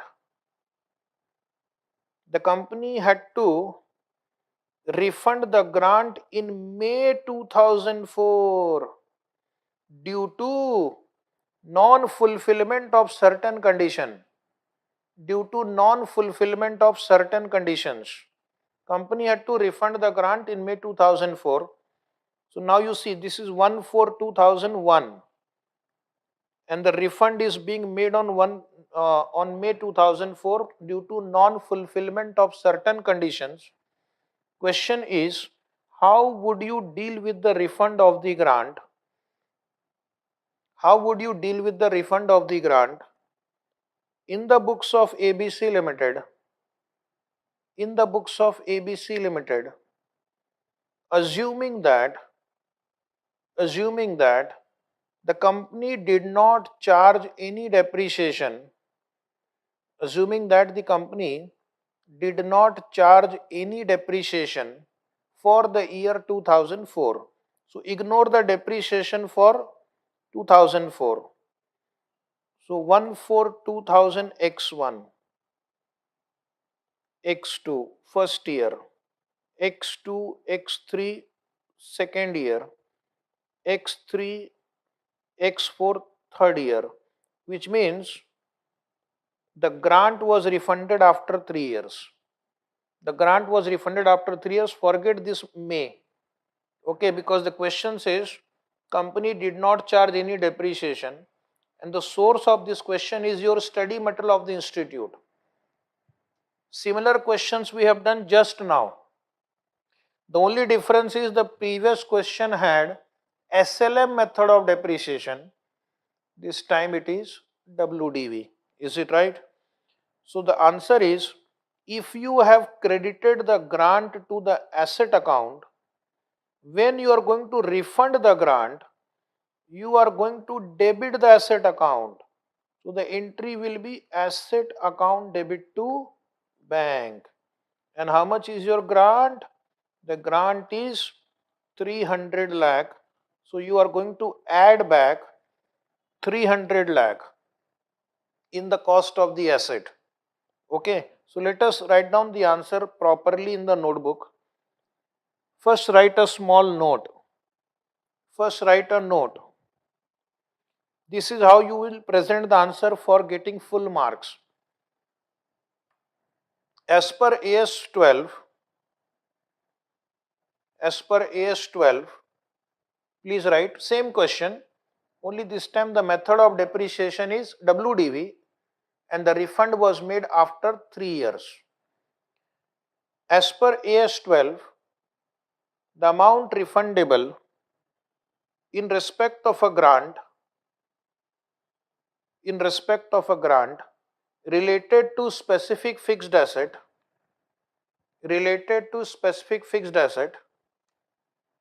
should be recorded by increasing the book value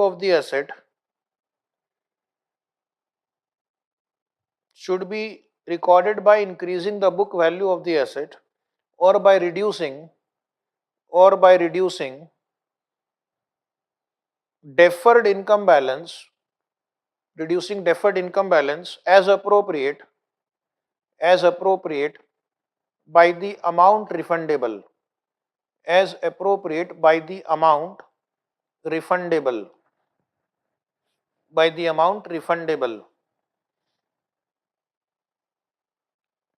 where the book value is increased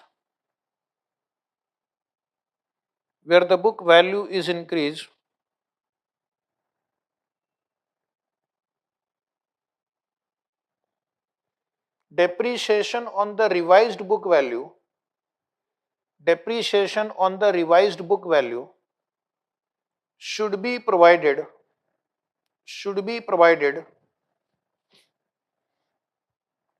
prospectively should be provided prospectively over the residual useful life of the asset, over the residual useful life of the asset, over the residual useful life of the asset. So this is called principles of AS-12 relating to refund of a grant related to specific fixed asset. Institute will be happy if you write such notes. Now write down a table, heading write down calculation of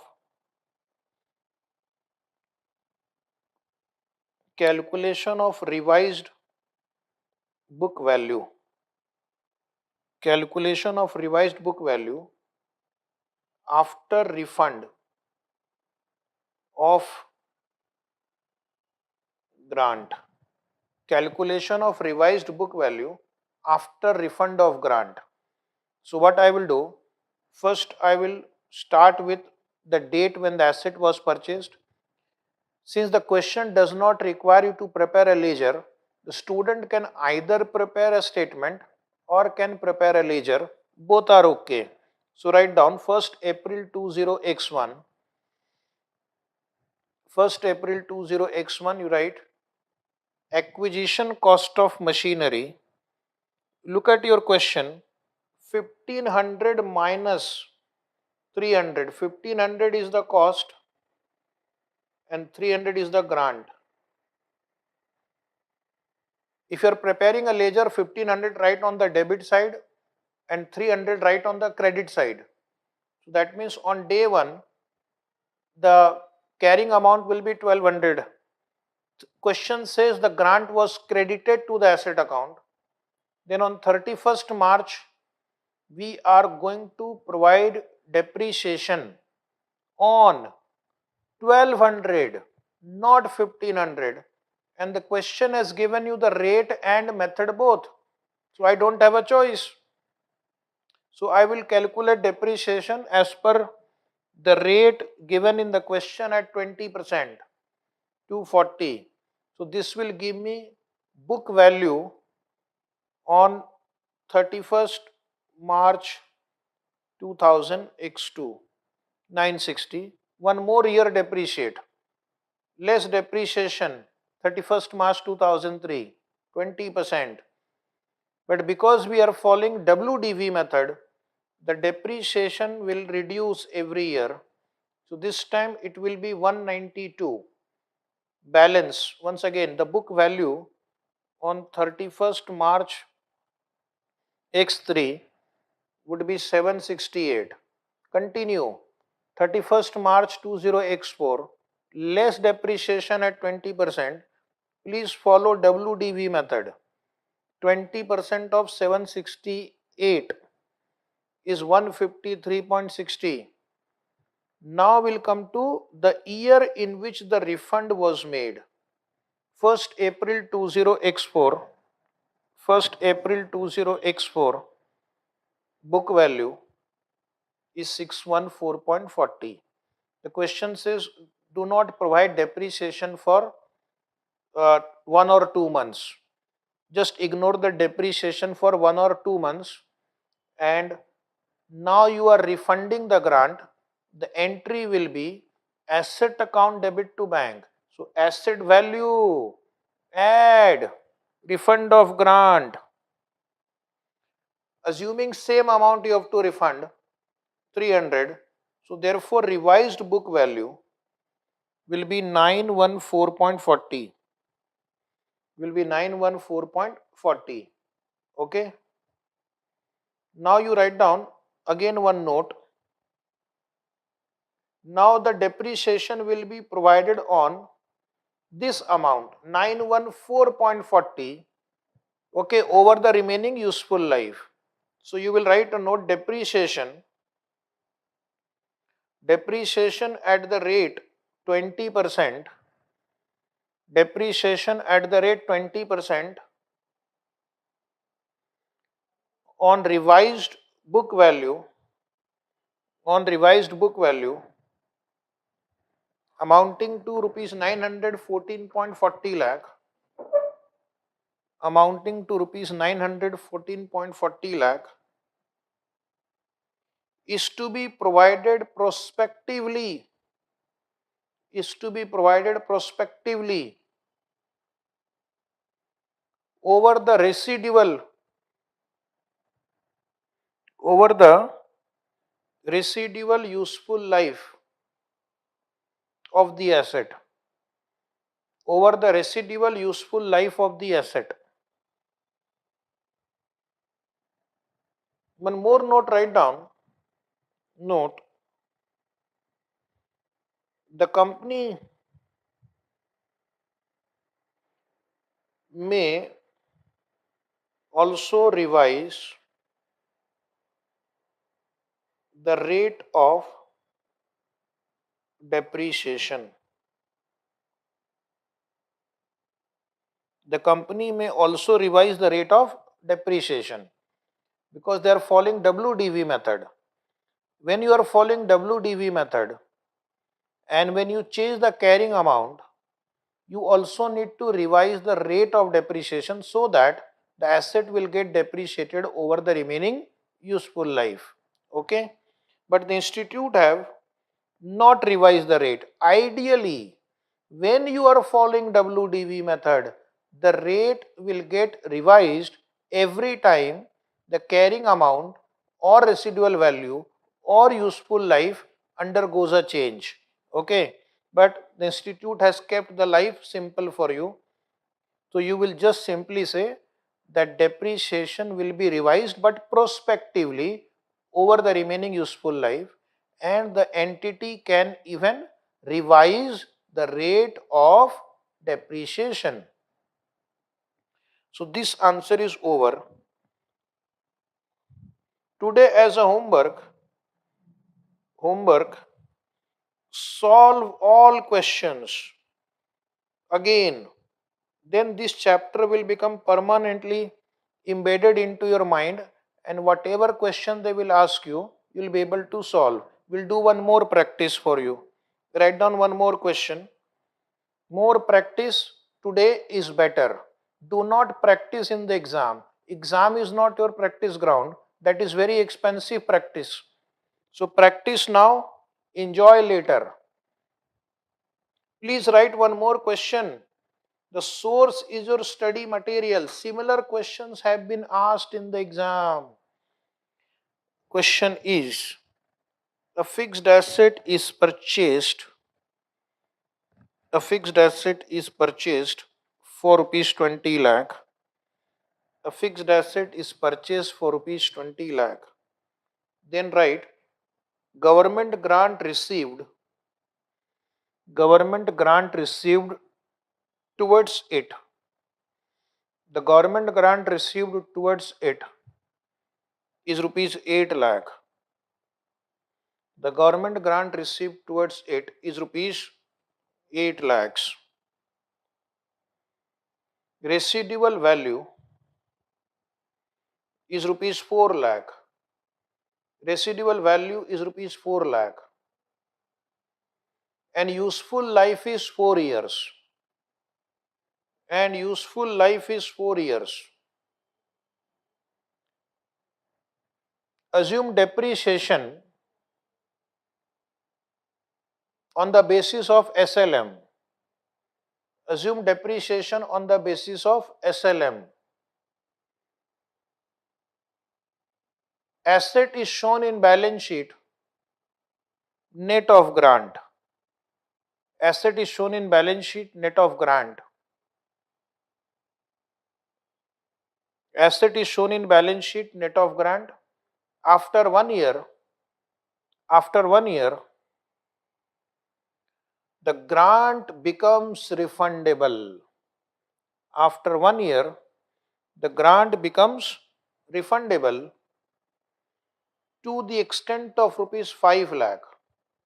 The grant becomes refundable but not full, only 5 lakh, to the extent of rupees 5 lakh due to non-compliance with certain conditions.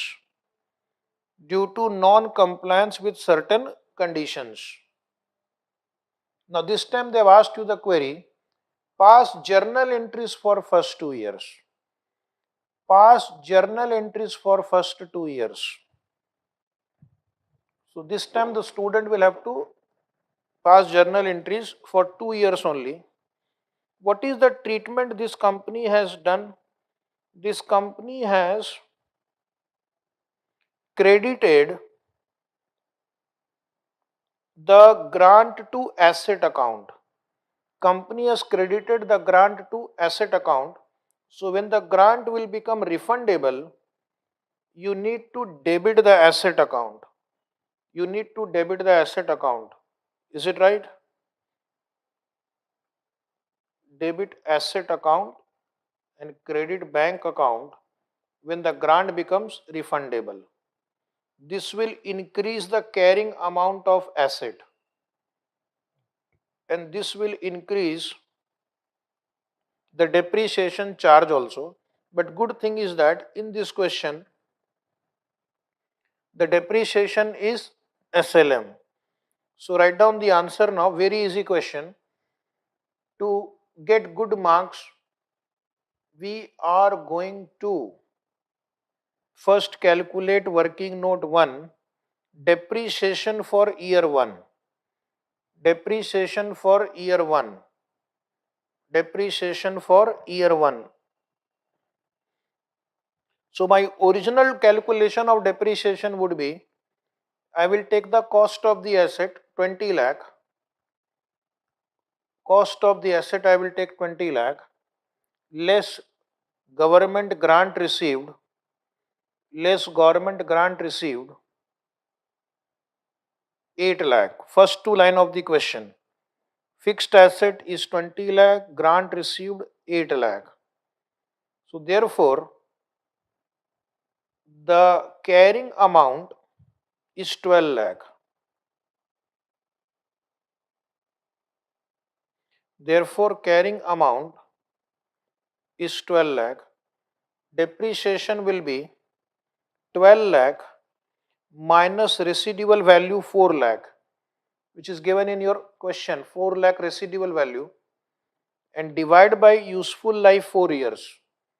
12 minus 4 divided by 4. The depreciation in the year 1 will be how much? Come on. Depreciation in year 1 will be how much? Come on. As per AS-12, what is the answer? 2. Depreciation will be 2. So first year they will charge 2. What will happen in the second year? They will have to refund the grant. When they will refund the grant, the carrying amount will go up and the depreciation charge will also have to be revised. Okay. Now, I am going to ask you a question. Will you please participate in the answer? Please try and tell me what will be the depreciation for year 2. Please practice now. Do not make examination practice ground. Exam has to be passed in one attempt. Today you try. Question for all the brilliant students is, how much depreciation this company will provide in the second year? How much depreciation this company will provide in the year 2? Year 2. Come on, come on, come on. How much depreciation this company will provide in year 2? In year 2, you have to first give the effect of refund and then calculate the depreciation over the remaining years. So let us write down the answer. First write down cost of the asset was 20, less grant 8, balance 12. Cost of the asset 20, less grant 8, balance 12, and first year depreciation 2, which means the balance, opening balance in year 2, opening balance in year 2 is 10 lakh. Can you agree with that? Opening balance is 10 lakh, but then the grant becomes refundable. Grant becomes refundable, so add government grant refundable, which is 5 lakh. So they have to refund only 5 lakh, not 8 lakh. So this is a different question. In all previous problem, whatever grant was received, fully it was refunded. But this time the question specifically mentions that only 5 lakh will be refunded. So my carrying amount will become 15 lakh now. My carrying amount becomes 15 lakh. Write down carrying amount 15 lakh, and now depreciation for second year will be, so some student have got 3.67 lakh, some got 2 lakh, some got 5 lakh. Oh my god. So the formula still remains the same. You will take this revised carrying amount minus residual value over remaining useful life. Remaining useful life is 3 year now. 4 minus 1. So that is why the answer is 3.67. Only one student gave the correct answer. So this is why practice is required. So possibly some student have not considered this 4 lakh, right? And some student have got the answer 2 lakh rupees again. I don't know how you got 2 lakh in spite of the refund. Okay, Surya is 3.67 lakh, Sanket Jain is 3.67 lakh. Others are not correct. So anyway, this is the answer. Now the question says pass journal entry for 2 years. Once these two working notes are ready, we can easily pass journal entry. Take out your notebook, write down books of ABC Limited journal entries, or books of, name of the company is not given, books of dash dash journal entries. Come on everybody, draw the format. Very important question. Very important question. First entry will be in year 1. Year 1 beginning, we are going to buy a fixed asset for 20 lakh. Entry will be fixed asset account debit to bank 20 lakh. Fixed asset account to bank 2020. Do you enjoy 2020? Okay. Being fixed asset purchased quickly. Now you receive the grant also in year 1. So the entry will be bank account debit 8 to fixed asset account 8, being grant received from the government. Being grant received from the government. Reduce the cost of fixed asset. Being grant received from the government. Reduce the cost of the fixed asset. Come on everybody. This is the entry on day 1 when the asset was purchased and the grant was received. Draw one line here. Next, you will provide depreciation. Working note 1. In year 1, the depreciation amount was 2 lakh. Already calculated in working note 1. Depreciation account debit 2 lakh to fixed asset 2 lakh. Being depreciation charged. Being depreciation charged on SLM. Being depreciation charged on SLM. And this depreciation 2 lakh we are going to transfer to P&L account. P&L account debit to P&L account debit to depreciation account to depreciation to being depreciation transferred to P&L account. Being depreciation transferred to P&L account. Now you draw one line fully. This completes year 1. Draw one line fully, one line blank. Now write down year 2. We are changing the year. First we'll have to refund the grant. So the entry for refund will be, since we have credited the fixed asset, the debit will be given to fixed asset account debit 5 to bank account 5. Fixed asset account debit 5 to bank account 5 being government grant on asset partly refunded. Being government grant on asset partly refunded, which increase the cost of fixed asset. Which increased the cost of fixed asset. Which increase the cost of fixed asset.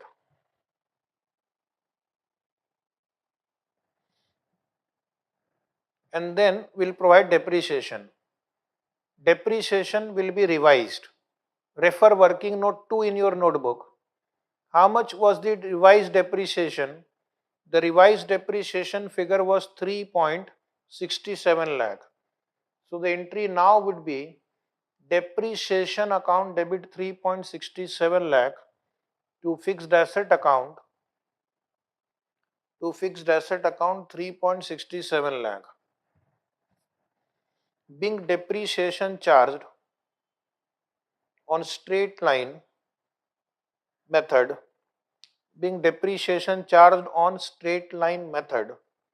on revised value of fixed asset, prospectively, on revised value of fixed assets prospectively.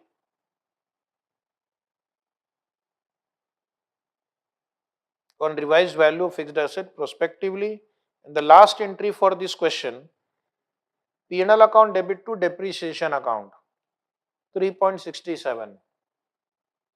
P&L account debit to depreciation account 3.67. Narration is homework for this last entry. Same narration copy from previous year.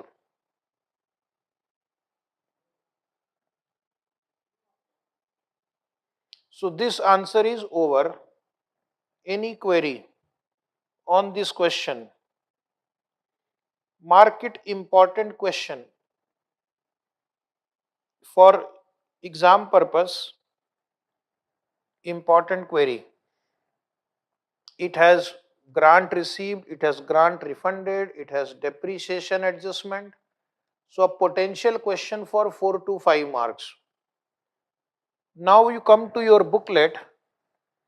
In your booklet there is a question number 5 already printed in the book. Question number 5. Anybody any query on this chapter till now related to AS-12? Only query related to AS-12. So question number 5 says X Limited received a revenue grant. So now I'm going to take again a different problem. This is a revenue grant, 10 crore during 6-7 from the government for welfare activities to be carried out by the company for its employees. The grant prescribed certain conditions for utilization. However, during the year 8-9, 2006-7, 7-8, so 2 years are over. During the year 8-9, it was found that the prescribed conditions were not fulfilled and the grant should be refunded to the government. State how this matter will have to be dealt with in the financial statement for the year 2008-9. Now this question has not given us what is the balance in, this question has not given us what is the balance in deferred income account. So we just have to write a theoretical answer for this. That company will debit the balance in deferred income account first. If that is not sufficient, then the company will debit P&L account and it will be shown as an extraordinary item in profit and loss account. So just read the theory part, because the question does not give you enough information to do any kind of calculations. So what they are expecting from the student is that you must just write down the main principles of this standard for this answer. So the principle of AS-12 you have to write. So how will you present the answer? You will present the answer in detail like this. So this is a model answer how you should attempt a theory question. So you will write, as per AS-12, a grant that becomes refundable should be treated as an extraordinary item as per Accounting Standard 5. Amount refundable in respect of government grant, which is related to revenue. Previous 3 or 4 questions were based on fixed asset. Now I purposefully took one question of a different type. Revenue will be first applied against unamortized deferred credit remaining in respect of the grant. So first you are going to debit deferred income account if there is any balance. Then if the amount to be refunded is more, then the balance will be charged to P&L account as balancing figure. Therefore, the refund of grant of 10 crore should be shown in the profit and loss account of the company as an extraordinary item during the financial year 2008-9. So the student can write this entry also below. Student can write this entry also below. Deferred income account debit, P&L account debit to bank account. This question has not given us clearly what was the balance in deferred income account. So this is the answer. Important theory question for 2 to 5 marks. Okay, one more question I am going to dictate. So this question is being asked in April 2021 MTP for 5 marks. Oh my God. April 2021 MTP for 5 marks. Please come to this question. I am going to dictate. It's a small question, don't worry. Come on, everybody, write down question in your notebook. R Limited. R Limited purchased machinery for rupees 80 lakh. R Limited purchased machinery for rupees 80 lakh. Useful life 4 years. Useful life 4 years. And residual value rupees 8 lakh. And residual value rupees 8 lakh. And residual value rupees 8 lakh.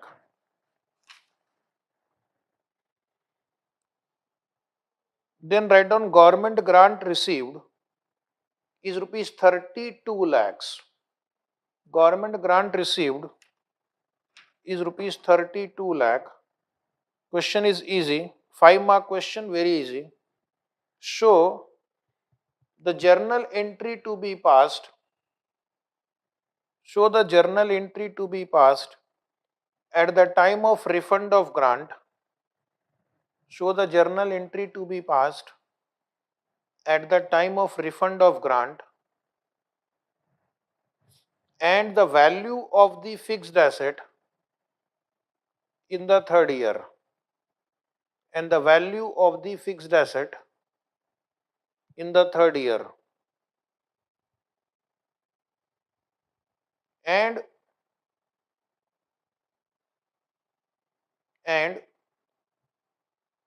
the amount of depreciation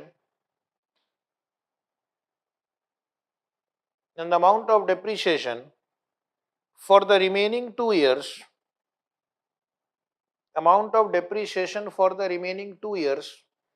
if the grant is credited to deferred grant account.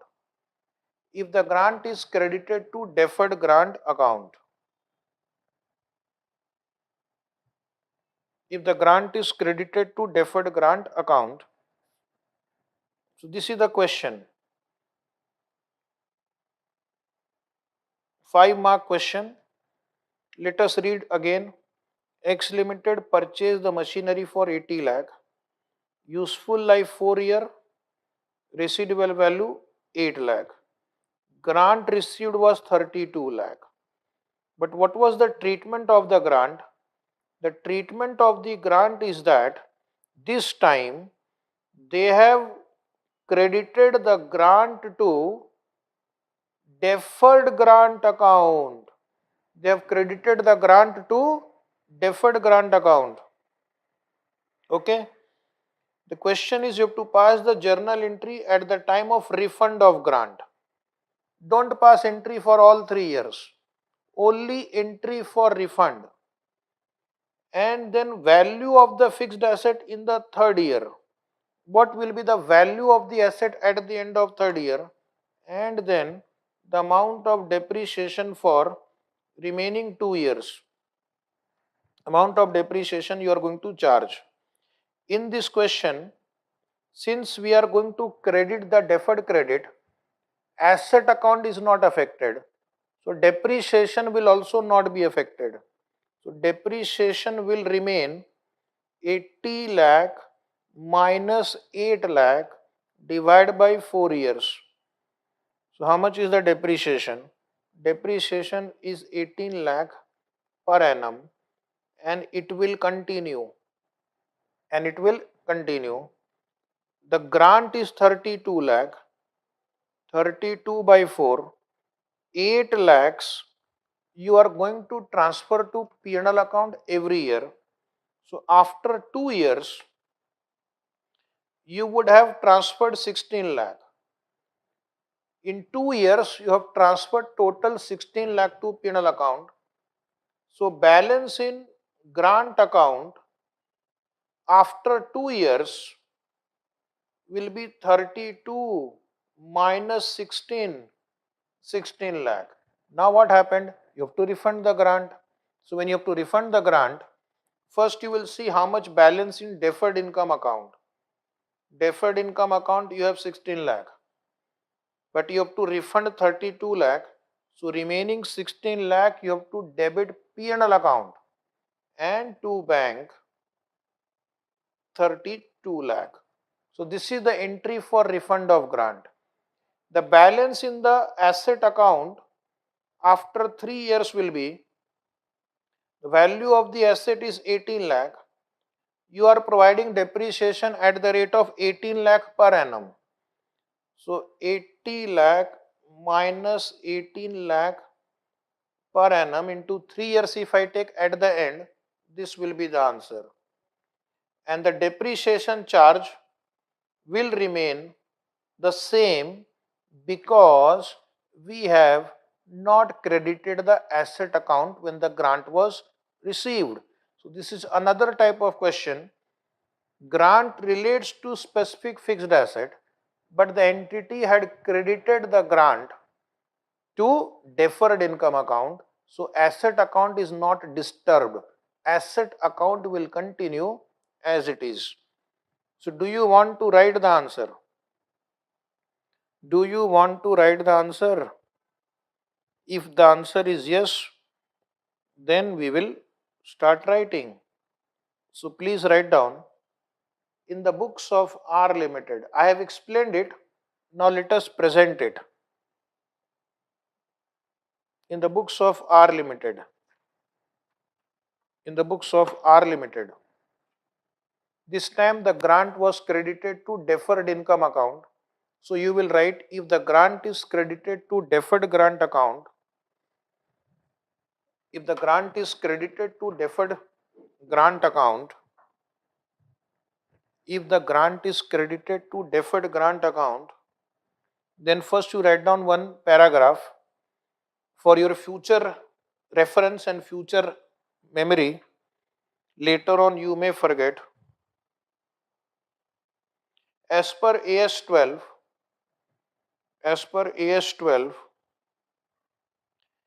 income from deferred grant account income from deferred grant account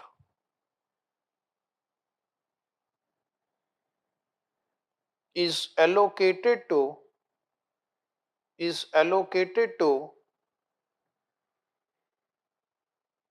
profit and loss account is allocated to profit and loss account usually over the period usually over the period and in the proportion in the proportion in which depreciation on related asset is charged in which depreciation on related asset is charged in which depreciation on related asset is charged. So that is what is called principles of AS-12. Now write down amount credited to P&L account in the first 2 years. Amount credited to P&L account in the first 2 years is 32 lakh divided by 4 years into 2. So that is 8 lakh into 2. That is 8 lakh into 2. Calculate. 16 lakh rupees already credited to P&L account. 16 lakh rupees already credited to P&L account. So now you tell me what is the balance of deferred grant account after 2 years? What is the balance in deferred grant account after 2 years? So you will say 32 minus 16 and that is equal to rupees 16 lakh. That is 16 lakh. This is the balance in deferred income account. After 2 years, this company had to refund the grant. So now what they will do? First they will try to utilize or debit deferred income account. If that is not sufficient, then they will debit the P&L account. So write down next line, entry to be passed on refund of grant. This was your first question. Entry to be passed at the time of refund of grant. Entry to be passed on refund of grant. So I will first debit deferred grant account. Balance is 16 lakh. Calculation done. P&L account debit 16 lakh and to bank 32 lakh. So this P&L account is like balancing figure. Narration write down, being government grant refunded. Being government grant refunded. Any query here? Any query on this? Now write down value of fixed asset after 2 years but before the refund of grant. Value of fixed asset after 2 years but before the refund of grant. So now you write down fixed assets initially recorded in the books. So we are not going to credit the grant to fixed asset. So fixed asset will be recorded at rupees 80 lakh. Fixed asset recorded in the books rupees 80 lakh. Then write down depreciation per annum. Depreciation per annum will be SLM formula, cost minus residual value divided by number of years. Do not credit grant, do not deduct grant year. 80 minus 8 divided by 4. 80 minus 8 divided by 4, rupees 18 lakh per annum. Therefore, book value of the fixed asset,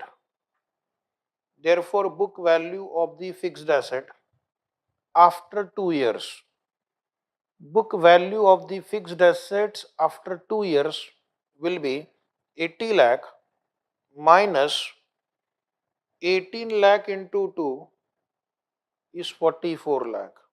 Okay. Next line.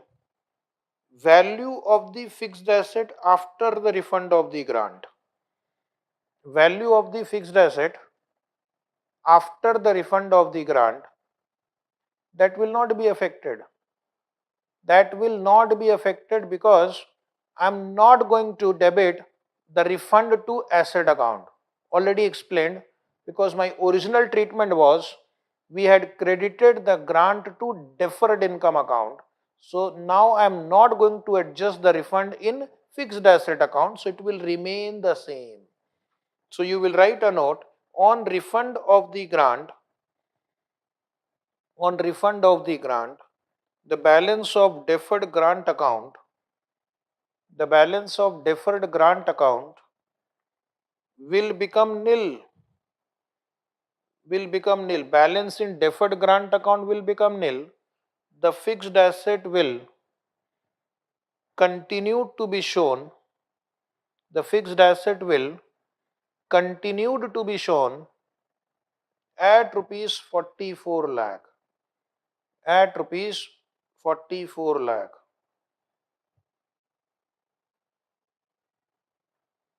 Now write down amount of depreciation for remaining 2 years. Will the depreciation charge change? Please reply. Will the depreciation charge change? The answer is no, because I have not adjusted grant in asset account. So my answer is depreciation will continue to be charged. Depreciation will continue to be charged at rupees 18 lakh. Depreciation will continue to be charged at rupees 18 lakh per annum for the remaining 2 years. For the remaining 2 years. So depreciation will remain 18 lakh per annum. Every year the balance will reduce by 18 lakh. That is the answer of this very important question. Okay. So mark it important. All questions I have dictated to you are important, and all which I have not dictated are also important. Okay. So now we'll just read the 2 more paragraphs pending. Come to the theory part. Come to the second page of this chapter.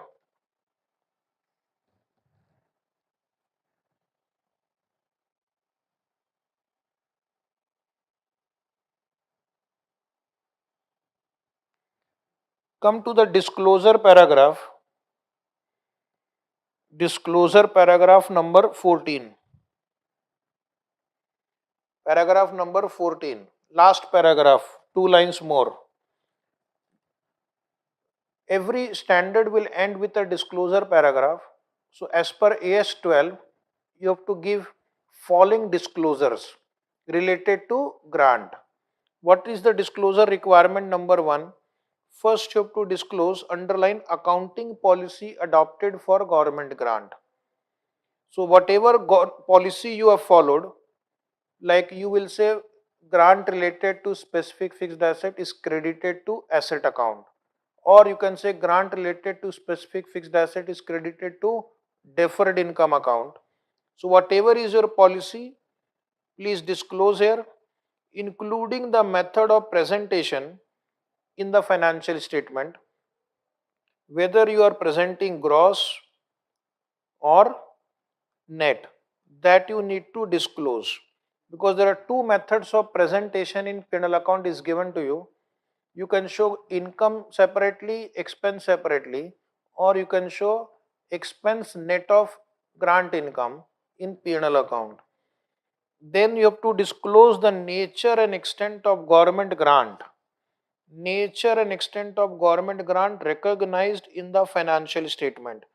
What kind of grant you have recognized and how much you have recognized, disclose.